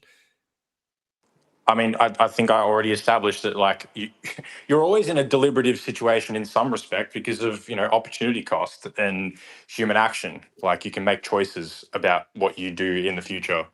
So like I don't see like why just because your choices in the blue or red scenario have been arbitrarily restricted to a greater degree than what they are currently, that somehow makes some kind of fundamental differentiator to the moral question of whether or not you should donate your kidney, given that you have lots of other choices with what you could do with your time right now. Yeah.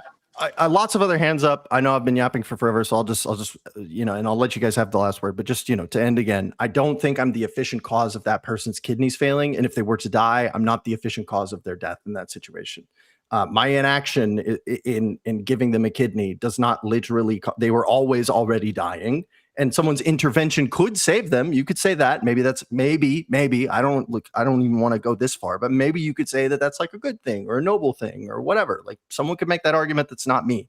But the relevant part here is that like what I see red pushing in a world where anyone pushes blue that matters for the relevant considerations is effectuating the outcome of the blue people's deaths. It actually is, in my opinion, even in the cases where the people aren't of moral consideration, we just don't really care about them all that much.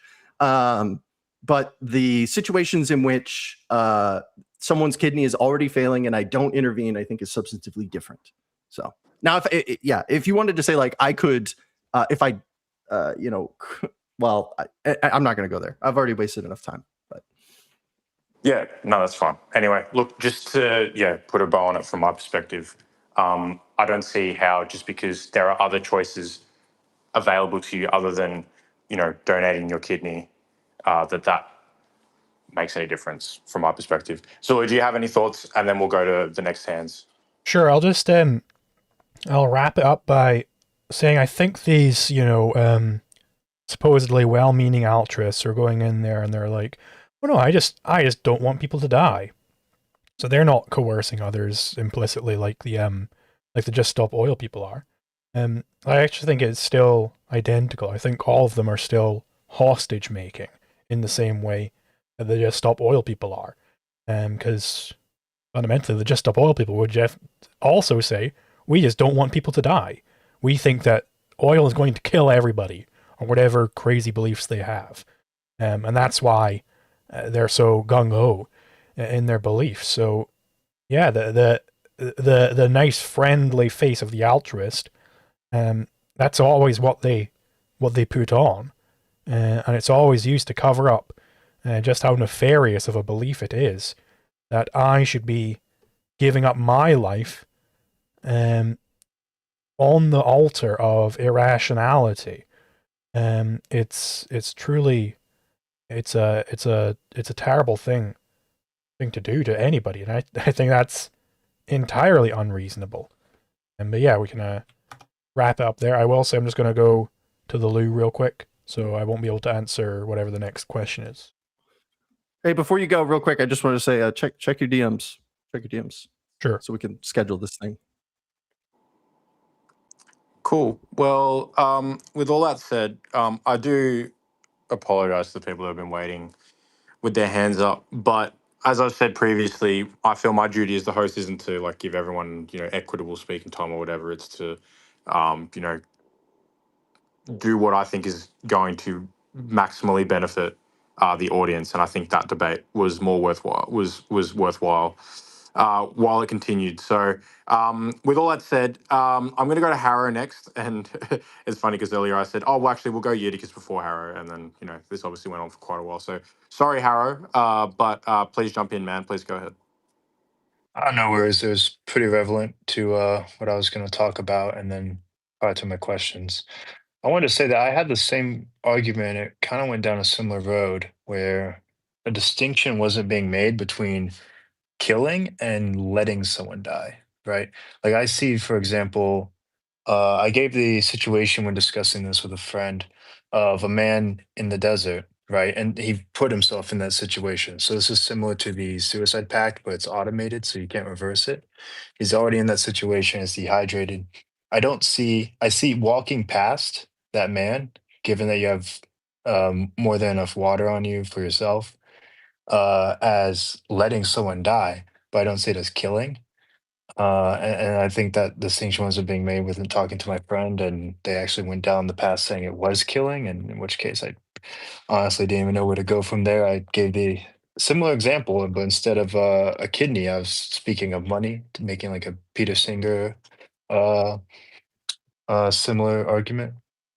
And yeah, went down that path and said it was killing. So, but not the choice to not donate one's money. So it became eventual impasse there. Couldn't proceed any further. I didn't even know how to proceed. I wanted to ask a question regarding when it would it ever be possible for picking blue to be the correct choice based on objectivist ethics? I guess I could propose it to you, Monhop, and then when Miklazula gets back and see what he has to say. Should be very fast to say. But the argument is a situation where let's say it was everyone in a community, in a small community. This was a high trust community. They all knew each other, and there were a number of children and people who are mentally impaired.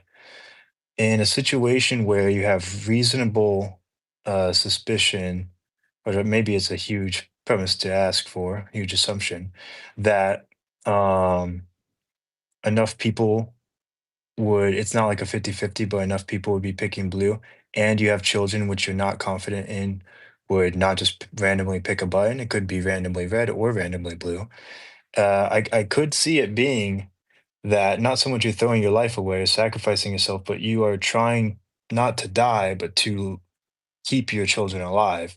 And that, or if you have mentally impaired relatives, in that situation, to pick blue for their sake. I wanted to know in a situation such as that, if you would say So, that there are possible blue is right. so I think it's difficult to pass out like where exactly, like the threshold. So, to put it in simplest terms possible, there's like on the one hand you have the extreme of imagine it's a scenario where everyone on Earth has to pick a button, and it in order the blue threshold rather than being 50% is 99.99999%, right? That's one extreme. And then the other extreme is you is the one that was posed earlier by Yedicus, where it was like for a fact that you have the decisive swing vote. I would see those as kind of being two ends of an extreme, to where um the correct answer, as Zulu kind of put it, um, in the case where you're the deciding swing vote, is to vote blue. I'm not exactly sure like where that threshold is. Um, it might well be that it literally just is that exact scenario, and there's nothing beyond that where I would be comfortable saying that you ought to vote blue, because I think once you in the scenario that you're giving, once you add certain stipulations about the kind of society that you're living in, all that does is tip the scales one way or another, and in which case, like the outcome's probably already decided before you even make a choice yourself. Right. So my fundamental problem with this scenario is because of the sheer number of people that are typically being included. It's just really not possible to you know, actually consider a scenario where your choice is going to change the outcome of the vote, unless it's just true by stipulation that your choice changes the outcome.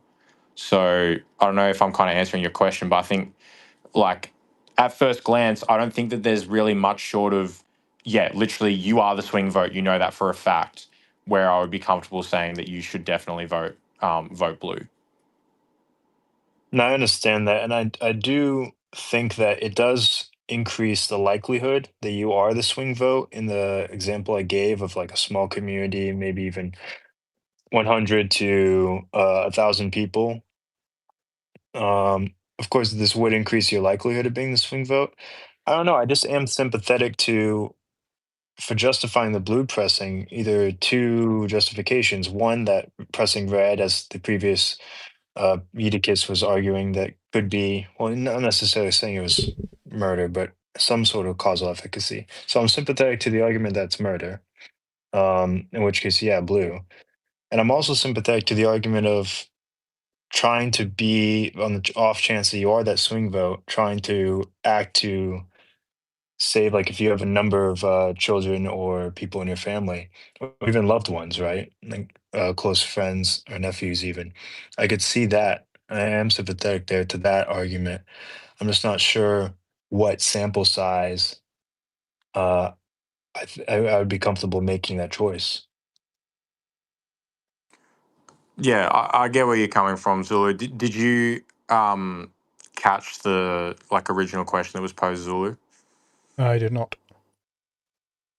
Harry, did you Okay. kind of want to, yeah, Yeah, give I a can brief repeat. overview and then So the argument is if there's a situation where it would, on objectivist ethics, be proper to choose the blue option, given a small enough community and familiarity with each other. You can even stipulate that this is a grossly objectivist community, not in the EWE sense, but large.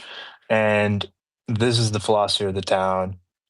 In such a situation, we have a number of children and mentally impaired loved ones, whether it be family or friends of family. Um, in such a situation, where that would be justifiable to press blue, to try to, on the off chance you're that swing vote, to try to save them. Not trying to throw your life away, Sure. but trying to save them. So in that scenario, if you've got a very objectivist communities doing this vote, red wins 100 times out of 100. Blue never wins that vote ever. So yeah, you shouldn't throw your life away. You should vote red.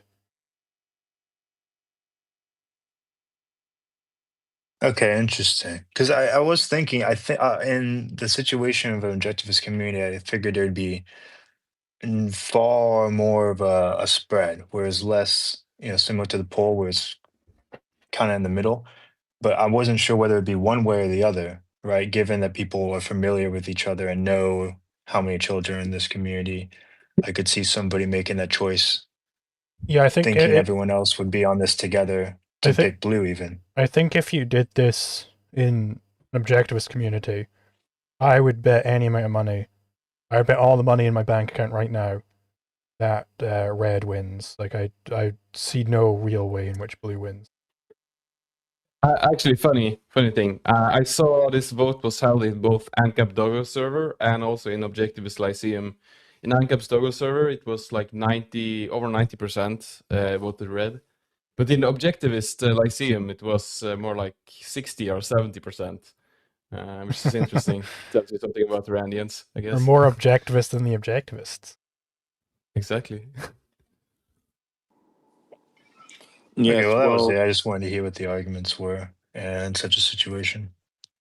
I think it's worth mentioning that like once you bring in coordination, that is kind of changing the scenario, and so I don't know, like I don't know if this is what you if you weren't considering this element of it, Zulu, but like if people were like I don't know. Let's kind of come up with one. Okay, let's say that like all these like all the children are sequestered off from the adults, so the adults have no ability to influence their choice. Um, and so you can reasonably predict that some children are going to pick blue purely because of their idiots because they're children.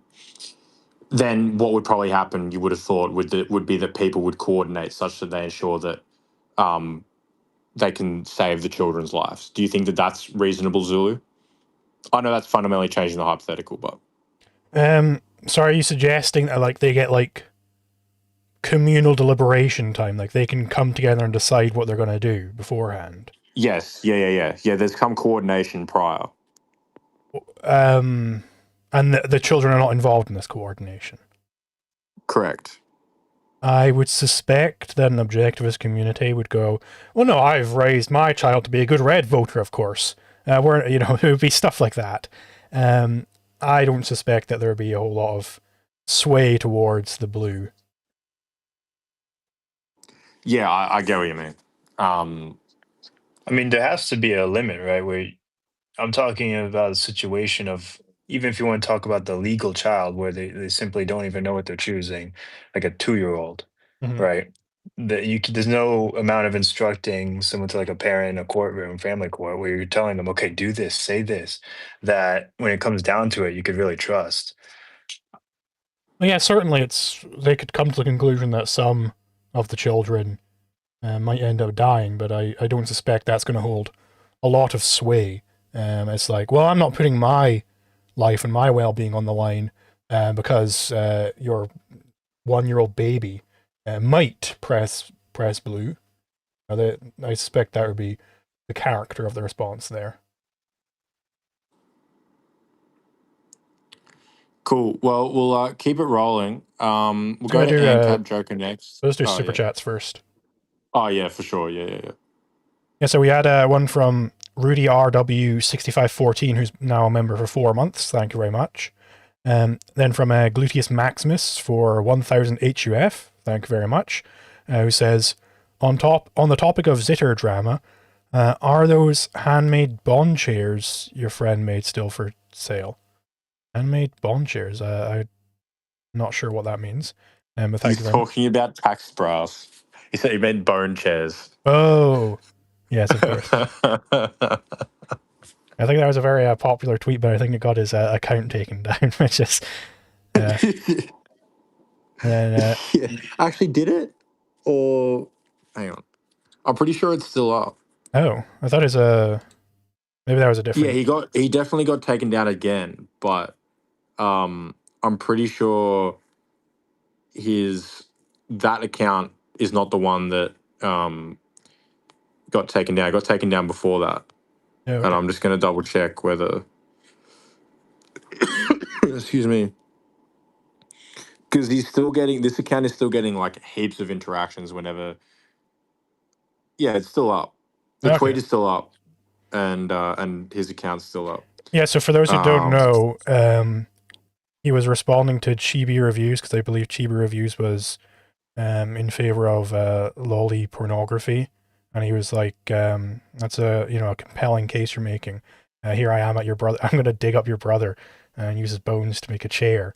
And he like AI'd himself at Chibi Reviews' brother's grave, and I think it caused a bit of a kerfuffle there. I thought it had kind of been deleted because of it, but apparently not. all the tweets visibility has been limited, No, but you can still you can still see it if you go onto his account, but you can no longer like interact with it in any way. I see. Fortunately, I'd already liked it before that happened. Yes, anyway, so then we got one from Ariel David 95 for $5 US. Thank you very much.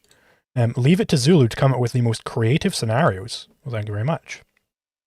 And then the ANCAP Joker, who is now on the panel, for $20. Thank you very much. I think Yeeticus has a bad premise. Can I talk? The game starts if someone pushes blue, not if a person pick red and blue. Okay, so I suppose he's here now, so he can give his an elaboration on that. I was going to say the answer is yes. You can talk. Please go ahead. Yeah, thanks, guys. First of all, I would like to say that none of you have children, and this is just goofy, so you should know better. Just kidding. But the thing is, I think I get what Harold was saying and what Ithacus was saying about the blue vote, because I think we can separate the blue voters in kind of two kind of blue voters. It's like the first order blue voter is like the person who picks blue just because it sounds nice. And then there are the people who are considering blue because they know there is those people. And if children are involved, I think even in a objectivist scenario, people would choose blue because most people would choose to save their children, and it would be like most people would guess it's not that huge of a risk to resave the child.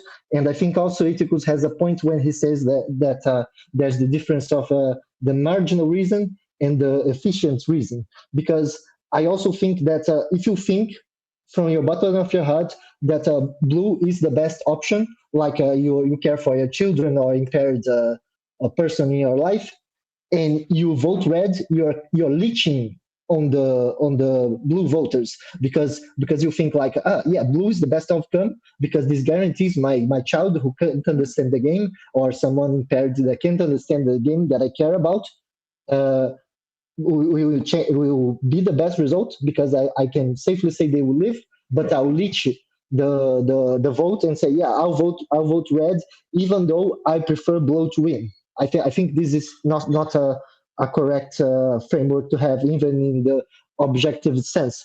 And also, I think in the first scenario with only able adults and able-body, able-minded adults, I think voting blue is just evil, plain evil. There's no point of voting blue at all, because also if you change the scenario, like let's say let's say that if you push red, you put someone in danger, and it's a random person. If you push red, you nothing happens. But if you push blue, you put a random person in danger, and it only wins if it gets 50% more.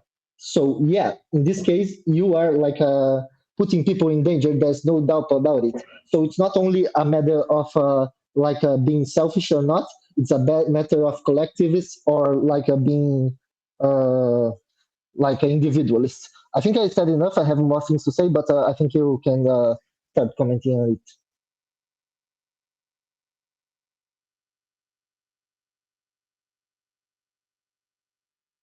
it. Sorry, I was dealing with some stuff on Discord there. But yeah, I think there is even in the objectivist community, even if they've got like the children involved, like you were saying, well, there's not much of a risk to try and save your child. I think there is a huge risk there. Like you are massively enrapturing yourself in death. Like it's the biggest. I think somebody described it as the prisoner's dilemma, but where there's no upside to cooperation and there's infinite downside. Like that's what's going on here. Like there is infinite downside, and I think if you were to run this with any real stakes, approaching death, like you would see a massive swing towards red. And if you don't see that swing towards red, well, then you're going to live no matter what. Right? So I think that's fundamentally what matters for the individual. Yeah, but you're not considering the efficient hypothesis and the efficient being the efficient voter and being the marginal voter, as the Utico said, because if everybody goes for the number one, right, and save themselves, the people that push red obviously leave, but there's nothing in objective ethics that says that you should value your life more than you should value like your kid's life or something like that. You can value something more than your life. You can value your work more than your life. You can value a lot of things. As like Casimir said, you could risk your life to enter in an altercation with a bandit just because you don't want bandits to be that to be bandits in your neighborhood or something like that. So fundamentally, all that the marginal voter analysis does is it shows that it's not only the marginal voter who did the pushing of the boulder. He's not the only one who's legally culpable for that. Certainly true. But what it does in the actual button scenario is that, well, it's of infinite importance to you whether or not you're the marginal voter, because only if you're the marginal voter will you be able to change the outcome So outside of that, you're not able to change the outcome. So all you can do is choose whether or not you're the person dying or the person walking away. That's all you can do. Yeah, yeah. I also dispute that because I think Bob Murphy did the numbers and he said it was like the odds was like 1 in like 100,000 or something like that. And if you calculate the numbers, like you could give a negative value for a person dying and a positive value for a person living. And it's like it's not that clear cut that the obvious choice is like yeah, it's astronomically low probability, but it's astronomically high payout, right? So the payout that you do win the vote is that like if you are the Again, saving you grace. get that if blue wins, you get that payout no matter what. Yeah, but blue only can win if someone votes blue, right? So if like if you are thinking like, yeah, I won't vote blue, but I hope other people vote blue, I think you are evil. I don't think that's I'm not that's a voting blue, defensible and position. I don't want anybody to vote blue. Yeah, I also don't want anybody to vote blue. But if there's like impaired people and children under two that they can even understand the game, that's why I think the Yeah, hypothetical kind of misses the point. It's tragic Because, yeah. if those people die, but fundamentally, if 6 billion out of the 8 billion people are voting red, well, then there's no possible way in which I can swing that vote unless I've got billions of votes that I can do. Right? Only if I'm able to swing the vote does any of this matter to me, right? If I'm not able to swing the vote, and I won't be able to swing the vote, all that matters to me is whether I die or I live. That's the only choice that I can make. Yeah, I get what you mean because this is like the pivotal voter, right? But the thing is, like, let's say there's like a house burning or apartment building, and you live there, and you want the apartment building to not collapse, and you could like go there with other people and save the building. But you say, yeah, my marginal contribution won't make it happen or not, so I won't do it. And you are in an objectives community. So no one does it in the apartment collapse. When you could all, yeah, you can say, yeah, we could, in this case, coordinate to do that. My marginal contribution, hold on, my marginal contribution actually could do a lot in terms of a burning house. I could call up the fire brigade. I could do all sorts of things just on my own there, and moreover, there is this opportunity for actual coordination going on. Hey guys, look, the fucking building's burning down. Let's call up the insurance. Let's get this thing sorted right now. And you could coordinate on that. That's where coordination works. But here, I'm not going to be able to swing the vote. I can't convince other people to be able to swing the vote. I have no ability to do that in the scenario. All I get to choose is whether I'm risking my own death for no upside or I'm not. Because again, there is no upside to me risking my death here. Yeah. Yeah, I don't think I agree with that assertion that there's no upside. I agree. So do you think that I could swing the vote? Because the only upside would be if I swung the vote. Swing the vote. Yeah. Yeah. So I'm not going to be able to swing the vote. Like, do you disagree? Do you think that I could swing the vote? Sorry. Yeah, I think you can swing the vote. Ow. And also, I think if you did not, you have like a huge how can I say, negative payoff. If you had the opportunity to swing the vote and you didn't, you probably feel worse than maybe dying or something. So, how would I ever be able to swing the vote if 8 billion people are doing this? How do you figure that I'm going to be the swing vote? Yeah, as I said, it is a possibility. Yeah, it's non-zero. It's very, very, very small, but it's also a huge payout. It's so small. I think it's so small the probability that in one trial, it's not worth considering. It simply is not worth considering. Yeah. Yeah, I think we have to run the numbers. As I said, Bob Murphy said it was like 1 in 100,000. I don't think that assumes. Okay, I just want to interject. That assumes that people are pressing buttons at random. That assumes 50-50 probability of any given person selecting one button or another, which I don't think is a reasonable assumption. Yeah, okay. Yeah, yes, I don't think if you assume random sampling, if you assume totally random choice, then I think the probability of getting exactly 4 billion out of an 8 billion, thing is something like 1 in 132,000, which is still, again, an absolutely tiny number, to the point where it's still the case that I think it's just not reasonable to include it in your analysis of the choice here. But the reality is that the actual probability is, as I said at the start of this convo, orders of magnitude smaller than the probability of you selecting a specific atom out of all the atoms in the observable universe. Yeah, okay, but yeah, I get it. But here's the thing. Uh, I don't think the math is the core of my argument. I also agree with you guys that the math is just astronomically low. It's more of a moral choice, because the example of the apartment building, Zulu said, yeah, you could call fire brigade, you could do something, you could coordinate. Yeah, let's say you didn't know this was an option. Like I could make a more contrived scenario, like this is like a rudimentary objectives community, and people live kind of sparse of each other. There's no cell phones and stuff. You live like in a Gauss Gulch, and people respect their privacy. And there's like a fire starting in the middle of the like a forest that you can coordinate with other people, and you could think, yeah, if we work together, we could make save the Gulf Gulch, but if we don't, we can't. And you can't communicate. Yeah, you can say, yeah, the best thing for me to do is just get away, and but I hope people don't do that. And Hang if on. you think that, I hope people don't do that, I think you're evil. Hang on. I'm trying to understand this scenario here.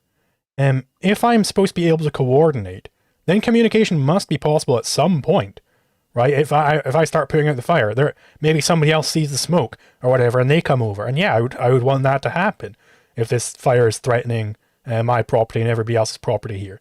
And I suspect that would happen, because there is possibility for coordination and at least implicit communication there. Whereas we have left the button scenario completely. But only if you already accept that you should go in, because you're risking your life if you go in. If you can only communicate if you already accept a risk to your life. Yes, so again, I'm not saying. Not just because.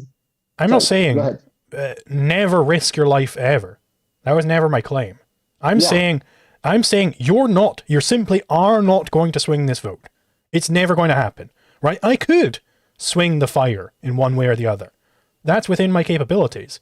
I'm not going to swing the vote one way or the other. It simply is not going to happen. Get out of your head. Yeah. In this scenario, maybe you can't swing the fire at all. You can't, just for yourself, right? But you could swing if other people do. Hold on. Let me analyze that then. Let's say I come across, I'm walking down Galt's Gulch, and I see a fire so massive that I could never do anything on my own. Then yeah, I'm going to get the hell out of there. I'm not going to be randomly like throwing little cups of water at it, because I know that I have no way of dealing with this. The volcano is exploding in front of me, and I know the pyroclastic flows are going to be swarming me in moments. Yeah, I'm going to get the hell out of there. Yeah. That's if there's a volcano, even if there's like 500 people, you wouldn't be able, because you're like stretching the hypothetical. Because the point is not to make the I don't think I am stretching perfect. it. The point, like I think that's how insurmountable. Stuff. That's how insurmountable the swinging the button vote is. That's how insurmountable it is. It just isn't going to happen. Yeah, I get what you mean, but can you understand someone saying that he would prefer that the Gulf Gulch be saved from the volcano eruption than not? Yes. And then he wishes people to do it, right? No, Galt's Gulch no longer has meaning if people are in there saying, well, I would run towards that insurmountable amount of fire that I will never be able to swing, because then that's an irrational person. They should not have been in Galt's Gulch in the first place. I do just want to say, I'll give you one last response, ANCAP Joker, and then I do want to just move to the next couple of hands. Yeah, okay. I think we got enough. But one other thing that I thought is like I think like when you push the red button, you live, right? And the blue button, the way that I see is if enough people push the blue button becomes the red button. So there's no way that people that say the blue button, that's the red button pushers are to blame. There's no way because if enough people push the blue button, it's the same result as pushing the red button. So they can't say that. They can say they are trying to save everybody, but they can't say that the red people are wrong. Cool. Well, appreciate that, man. Let's go to official Thanks, Jello guys. next. Yeah, no worries. Let's go to official Jello next, and then we'll hit up Zark. But Jello, please go ahead. Hello. Hey. Hopefully being heard correctly. So just a few thoughts I had on the button, which I think we've covered basically most possible arguments, but I'll try to bring something new anyways. The way I have thought about it is Zulu earlier said that there is no way to do an aggression analysis. And I think that's basically correct, but the way I've thought about it is that in order for anyone to die in this scenario, one must first the blue button presser must first basically sign the waiver that says, "Hey, I'm willing to risk my life. I'm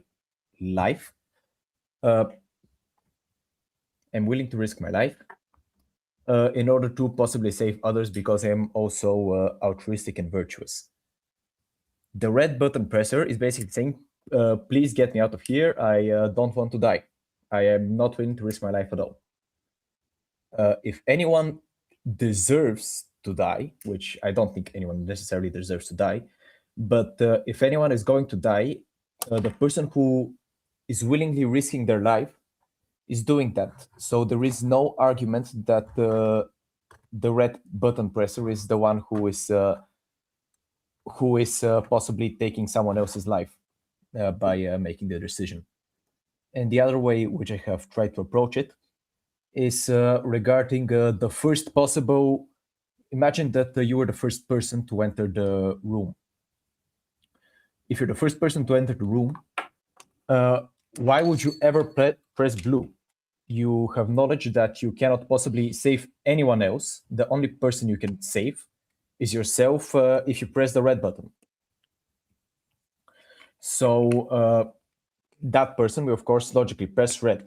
The second person knows, assuming some amount of can make the same analysis for the first person and come to the conclusion, okay, they obviously pressed red, and they will press red also.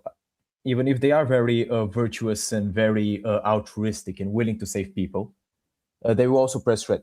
The first blue pusher will necessarily be someone who is almost suicidal, or some child or insane person who has no possible way who isn't thinking rationally at all.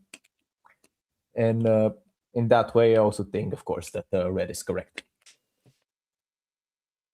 Yeah, I think it's useful to think about it in that way, especially with regards to Eutychus's argument that, well, the conditions only come about given that some people press red. Well, it's like, no, the conditions of death actually only come about when you reach that first blue presser. Until then, the entirely correct analysis is exactly as you said, just press red. It's the blue people who are making themselves hostages, perhaps unintentionally, perhaps they're insane or retarded or something. But they are the ones who brought about this suicide pact. It's not the red people who caused that, it's the blue people.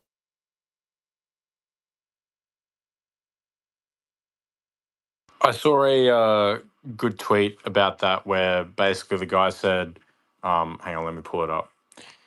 The blue team is trying to save blue team from the problem blue team created for blue team by doing the only thing that creates the problem for blue team. that's that's basically my analysis of the entire scenario. It's like, oh no, I pressed the blue button either because I'm retarded or because I'm a baby. Please come risk your life so that you can have absolutely no impact whatsoever on whether I live or die, because that's obviously what actually happens, or the actual math bears out. Anyway, with all that said, want to go to Zark next. Zark, please go ahead. Yeah, I just have two sort of questions, and they're kind of just about like the objectivist view and how it's getting there. So the first is, I guess, just to like bring this up in connection with the penny example that Zulu's sort of famous for, which I'm sure I don't need to reiterate, but Zulu says that, you know, if the Martians are threatening to blow up the Earth unless you violate someone's rights for something as trivial as stealing a penny, the Earth is going to blow up. You know, everyone's dying. That seems like quite the cost, but, you know, in this scenario, the objectivist, because the standard is life qua man, not just your biological life, that is a scenario where the proper outcome is your death. And so there are scenarios where they do, like the objectivists do think, like, yeah, like, you know, the true moral thing to do here is to die. And like, just to clarify, I do know in the penny example, there's a rights violation at play, and in this scenario, there isn't. But I mean, like, even if you ask an objectivist, like, suppose your kids are about to die and you have the ability to save them by sacrificing yourself, the usual response I get is that that is the correct thing to do, and that doesn't have a rights violation component. So there are some times where the objectivist thinks that the moral thing is to die. So I guess I just want that deeper explanation of why that doesn't show up here. And then this is sort of just a side point, but when Eutychus was up here, you guys brought up the kidney donation example, where it seemed to be that you were saying that Eutychus's views implied that he should be donating his kidney, and he's not. So that seemed to undermine maybe how much Eutychus himself actually endorses those views. But just a random question I had, like, you yourself, Amonhop, admitted that donating a kidney has a very, very low cost to one's own life, like practically negligible, and it does have an actual benefit. So, like, wouldn't the objectivist also sort of be in that same boat of like, well, it's not against my life at all to donate a kidney, and it does produce some benefit. So, like, aren't you guys in that same boat? And I guess those are just the two questions. Sure. So let me tackle this first one. So why is it not the moral thing to do to die in the case of the button scenario? Well, you're not actually risking your life or endangering yourself, potentially even certain death, on the altar of something good. You're doing that on the altar of something bad. You are. It's when Casimir was on here earlier, there was the example of like, there's like a little kid who's like broken their leg running down the stairs to try and get out of a building during a fire. Now, in that case, if you were running in and trying to save that kid, well, it's not that the kid was being irrational and he's just sitting put and going, no, I want to die in this fire, right? You're not risking yourself on the altar of irrationality. You're risking yourself because presumably this kid is rational. They're trying to save their life. They've just become temporarily disabled, so they're no longer able to do that. And so there, you're risking yourself in order to preserve mankind, in order to preserve man qua man. You are embodying the virtue of life. Now, I think certainly Monhop can go more into his kidney example, his thoughts on that. But I think it is worth noting that, well, proximity does matter here. Because there's that philosopher, I can't remember his name, Singer, I think it is, where his argument is Peter Singer, yeah. His argument is that you should sell all of your possessions and like give it to Africans and what have you. Now, the objectivist position is completely abhorrent towards that. It is you're not there trying to. It's not about necessarily are the costs going to be. Is it going to be better for them than it is bad for you? That's not the analysis. Is this in your life going to improve your life? Is this going to improve your self-esteem? Is this going to, objectively bring about a better situation for you? And in the case of donating a kidney to some random person, I don't know. Well, no, it's actually not going to do that. Almost certainly. Now, if it was like a friend of mine or a family member who needed a kidney, certainly then that changes the analysis. But that's why we're against this whole sell all your possessions type of thinking. But yeah, Mon Hop can obviously continue with that sort of on the kidney example. No, look, that's pretty much my argument is like, look, the purpose of that wasn't to extol the virtues of donating your kidney to random people.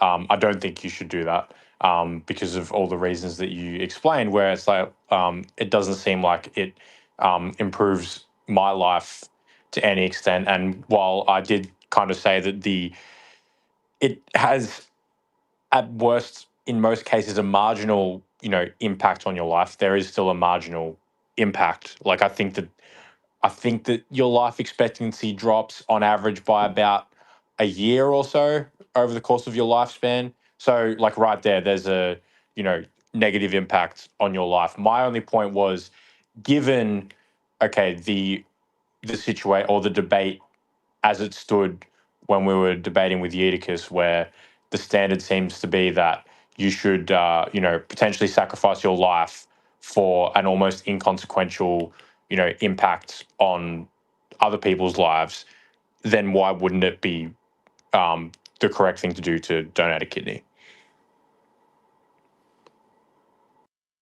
Yeah, I mean, that's fine with that. I'm actually, it's early in the day, and luckily it's my work from home day, but I am technically supposed to be working right now, so I can't stay on too much longer. So I just have one follow up, and back to the penny example. So like Zulu, a lot of your reasoning was implied at like focusing long term on like what will benefit your life and just like in the long term and what's proper for you. Well, obviously, like in the penny example, you're going to die, so there's no like long term analysis there.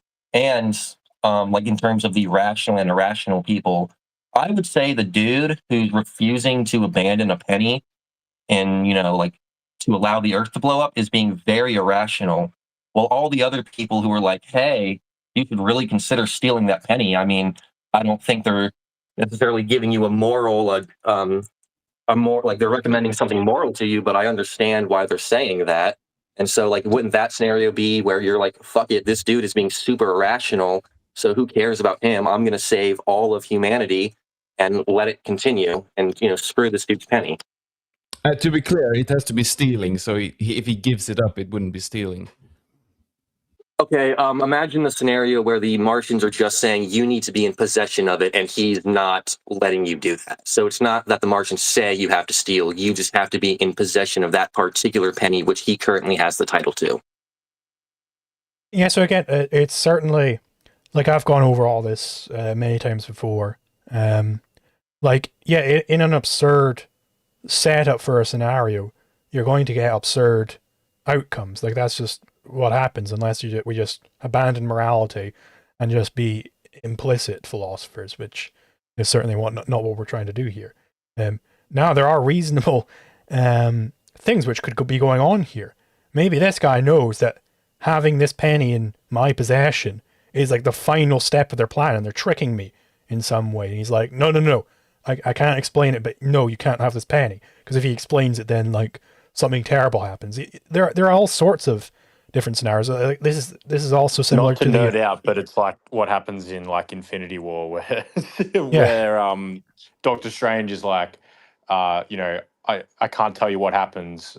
Like we're in this scenario, but I can't tell you what you have to do because then it won't happen. Like again, yeah, not to nerd out, but that's one possible. Again, in this bizarro world that we're in, that's one possible scenario. Yeah, and also it's like related to the big laser, which could blow up the incoming asteroid. And it's like, I'm supposed to be siding with the hordes who are trying to take this laser from the scientist, who perhaps this scientist actually knows more about how this laser works. That's why he's not giving up to the hordes, and I'm supposed to side with the hordes. It's like, no, that's actually, I don't think, the correct principle to be operating on. Yeah, I mean, I have like obviously, I think with any ethical view, you're going to get some. It's going to be possible to create absurd scenarios that have absurd results, and you shouldn't just take the fact there's an absurd result as proof that it's wrong or something like that. But on the flip side, like I would say that's sort of how some of the blue button pushers are viewing this scenario. Like, yeah, it's pretty absurd. I mean, everyone on the planet is being forced into, or not, I don't want to say forced, but like they're taking this private vote, and like yeah, like the conclusion that you might press blue might sound absurd, but absurd scenario, absurd conclusion.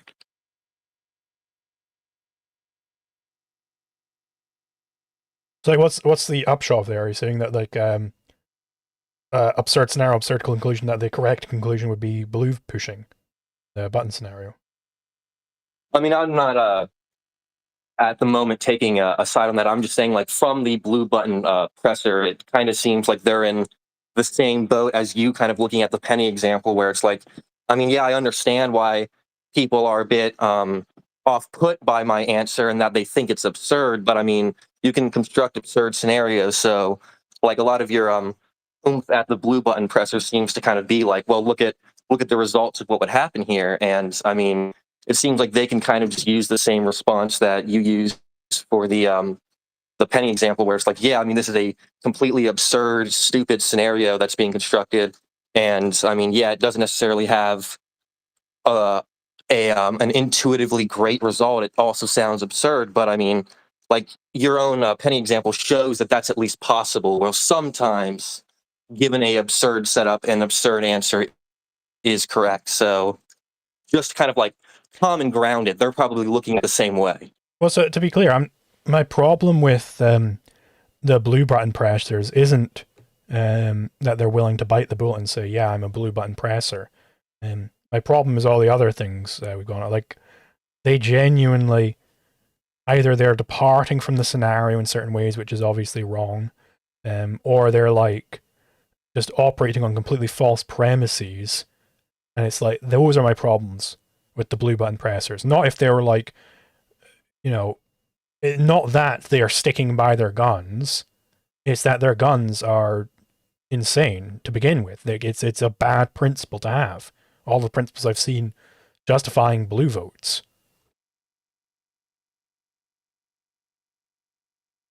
That's all I had. We can move on to the next speaker, or I guess wrap up the space if there aren't any.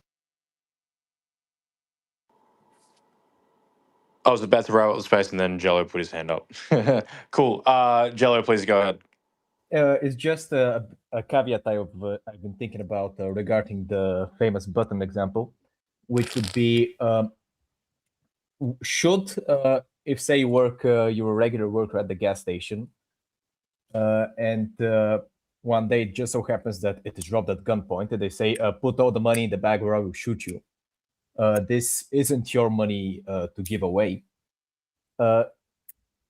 Should you, in this case, say, no, I refuse to give this money, for the same reason that one might refuse to steal the penny in the aliens blowing up the Earth example? So in the being robbed at gunpoint scenario, where you're like the cashier, I think this is just a clean application of the bank teller principle, where they are, if they follow through on their threat, it's actually not possible for you to continue excluding from that property, which you're presumably employed to do. So therefore, it's not, you're not abetting theft by giving over the money. I think in that case it's absolutely proper, which is the policy in most places, to be clear. Like, if somebody comes up and it's like, hey, they're putting a gun to your head and saying, give me the money or I'll blow your brains out. The policy everywhere where I'm aware of is, yeah, just give them the money, let them go away, and then we can deal with it later, with the ink packets or what have you. Yeah, in that scenario, I would suggest that people give up the money to the gunman.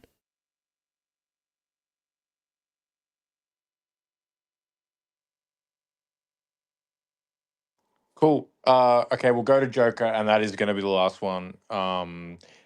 And we'll wrap things up. Yeah, thanks, guys. I was thinking about the Gauss got hypothetical that I proposed, and Zulu said like if there's like a volcano happening, and I don't think that follows because the volcano means that there is like a very very small chance for you to swing the fire, but that's not the volcano. It's not a good example because you know that enough people in Gulf Gulch can do it, right? So a volcano, enough people would never do it, not only just you. So it would have like to be a big enough fire, not something absurd. And you would say, yeah, if like 50% people, and if you want to try to get closer to the button scenario with kids involved, like you would know like that the kids wouldn't be able to escape. So you don't have the ability to coordinate. I'm just saying like, is there a similar situation like the blue red button where it's like would you sacrifice your life for without coordination for being like an efficient cause, not the marginal cause of a good outcome? I think that's the best explanation I can give. So I mean, the place where the volcano came from was because we got there in the flow where it's like, oh yeah, sure, it's no longer this small fire which I could reasonably be keeping at bay myself until others come along with their own like buckets and hoses and whatnot. It's now like it's a fire where I couldn't swing it myself. And so I was like, okay, well, what would that look like? It would look like a massive fire engulfing like an entire forest or like a volcano exploding in front of me. And indeed, in that situation, my advice to anybody would be to get the hell out of there, not to wait for potentially thousands or millions of other people to come along and help put out the fire. It's to get the hell out of there. That's how we got there. Yeah, I get what you mean, but I'm trying to build like the minimal scenario, not the maximal scenario with minimal with like millions of people. I'm saying like it could be like there's you and there's like another person. You can coordinate just two people, and you know, and you have kids at home, and there's a fire that you can put out on yourself. But if it were you and Monhop, you could. And you say, yeah, I don't know what Monhop would do, and I can coordinate with him, so I'll just leave. But this in this case it will be 100%. But let's say there's like two other people, right? So the odds are a little bit more in the favor. You have four people. One can't do anything like a child, and you can coordinate. So you need two out of four to win this scenario, right? But you can't coordinate. Would you say that it's always the right thing to do, to just leave since you can't coordinate? That's my question. Well, so the problem is when you reduce the size of this fire, and it becomes easier and easier for you to be the swing individual, it becomes a lot more clear why. Yes, it's not that big of a deal. Like if there was this small fire that engulfed one tree, well, yeah, maybe I could put that out myself. If it's two trees, maybe I would need two people there to put that out. It's like, okay, well, a small fire of a couple of trees, that's not going to overwhelm me instantly and cause my death. If it's getting out of hand, then it's like, okay, guys, we got to get the hell out of here. We don't have the means to put this thing out. I'm going to get my kids and get the hell out of here. Yeah, I get it. But in this way, you're taking the fire as being something that it's not an immediate threat. But I could think of another scenario that it is an immediate threat. I'm just saying that is there any justification in any scenario to push something like a blue button when you can't coordinate and there's a risk for your life? Potentially, yes. There is no coordination in the case of saving the kid from the fire, who's broken his legs. But you are risking your life, and it might be proper in that situation to go and try and help them, assuming that you're not like in a wheelchair yourself. In which case you're going to just get stuck in there as well. Yeah, there are certainly scenarios where that would be proper. Yeah, but you would be relying on someone else that you can coordinate. Is that something that is allowed for objectives, or this is like a cardinal sin? I don't know. Maybe I would have to.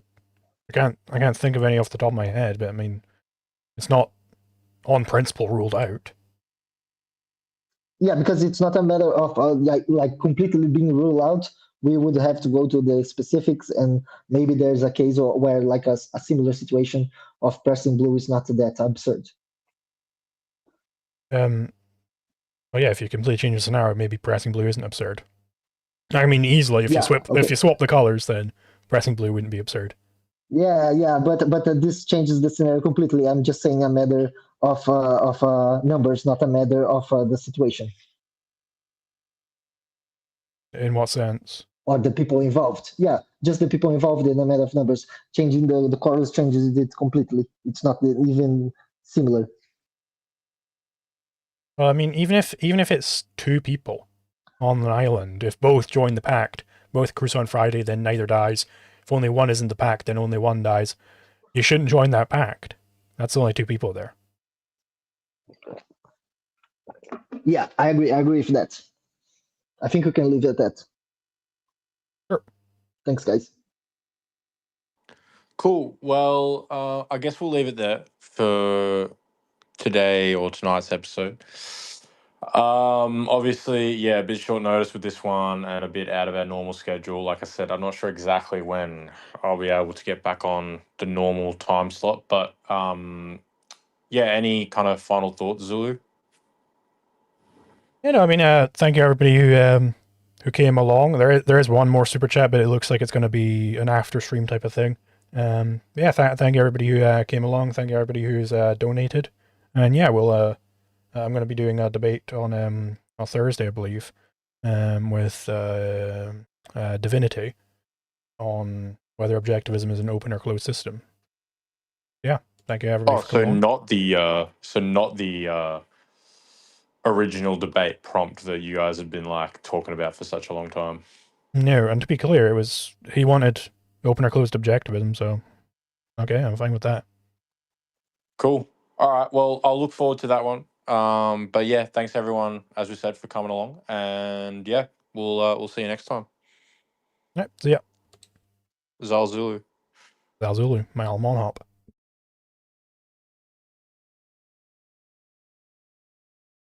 All right, so yes, MXXN, and DLN for $10. Thank you very much. Hey, wondering if you're going to do a Q&A soon, or if you're open to answering questions later in the stream. If not, I've reached out in Ko-fi in hopes you could give me some clarity. Sorry. Great stream, Zalzula. Well, thank you very much. Well, yeah, if you let me know your Ko-fi username, or if you just like message on there, then I can answer whatever your question is, or if you send it in chat here, I can answer your question. It looks like you might have left the stream. So, I mean, yeah, I'm going to check my Ko-fi after this. But yeah, see you guys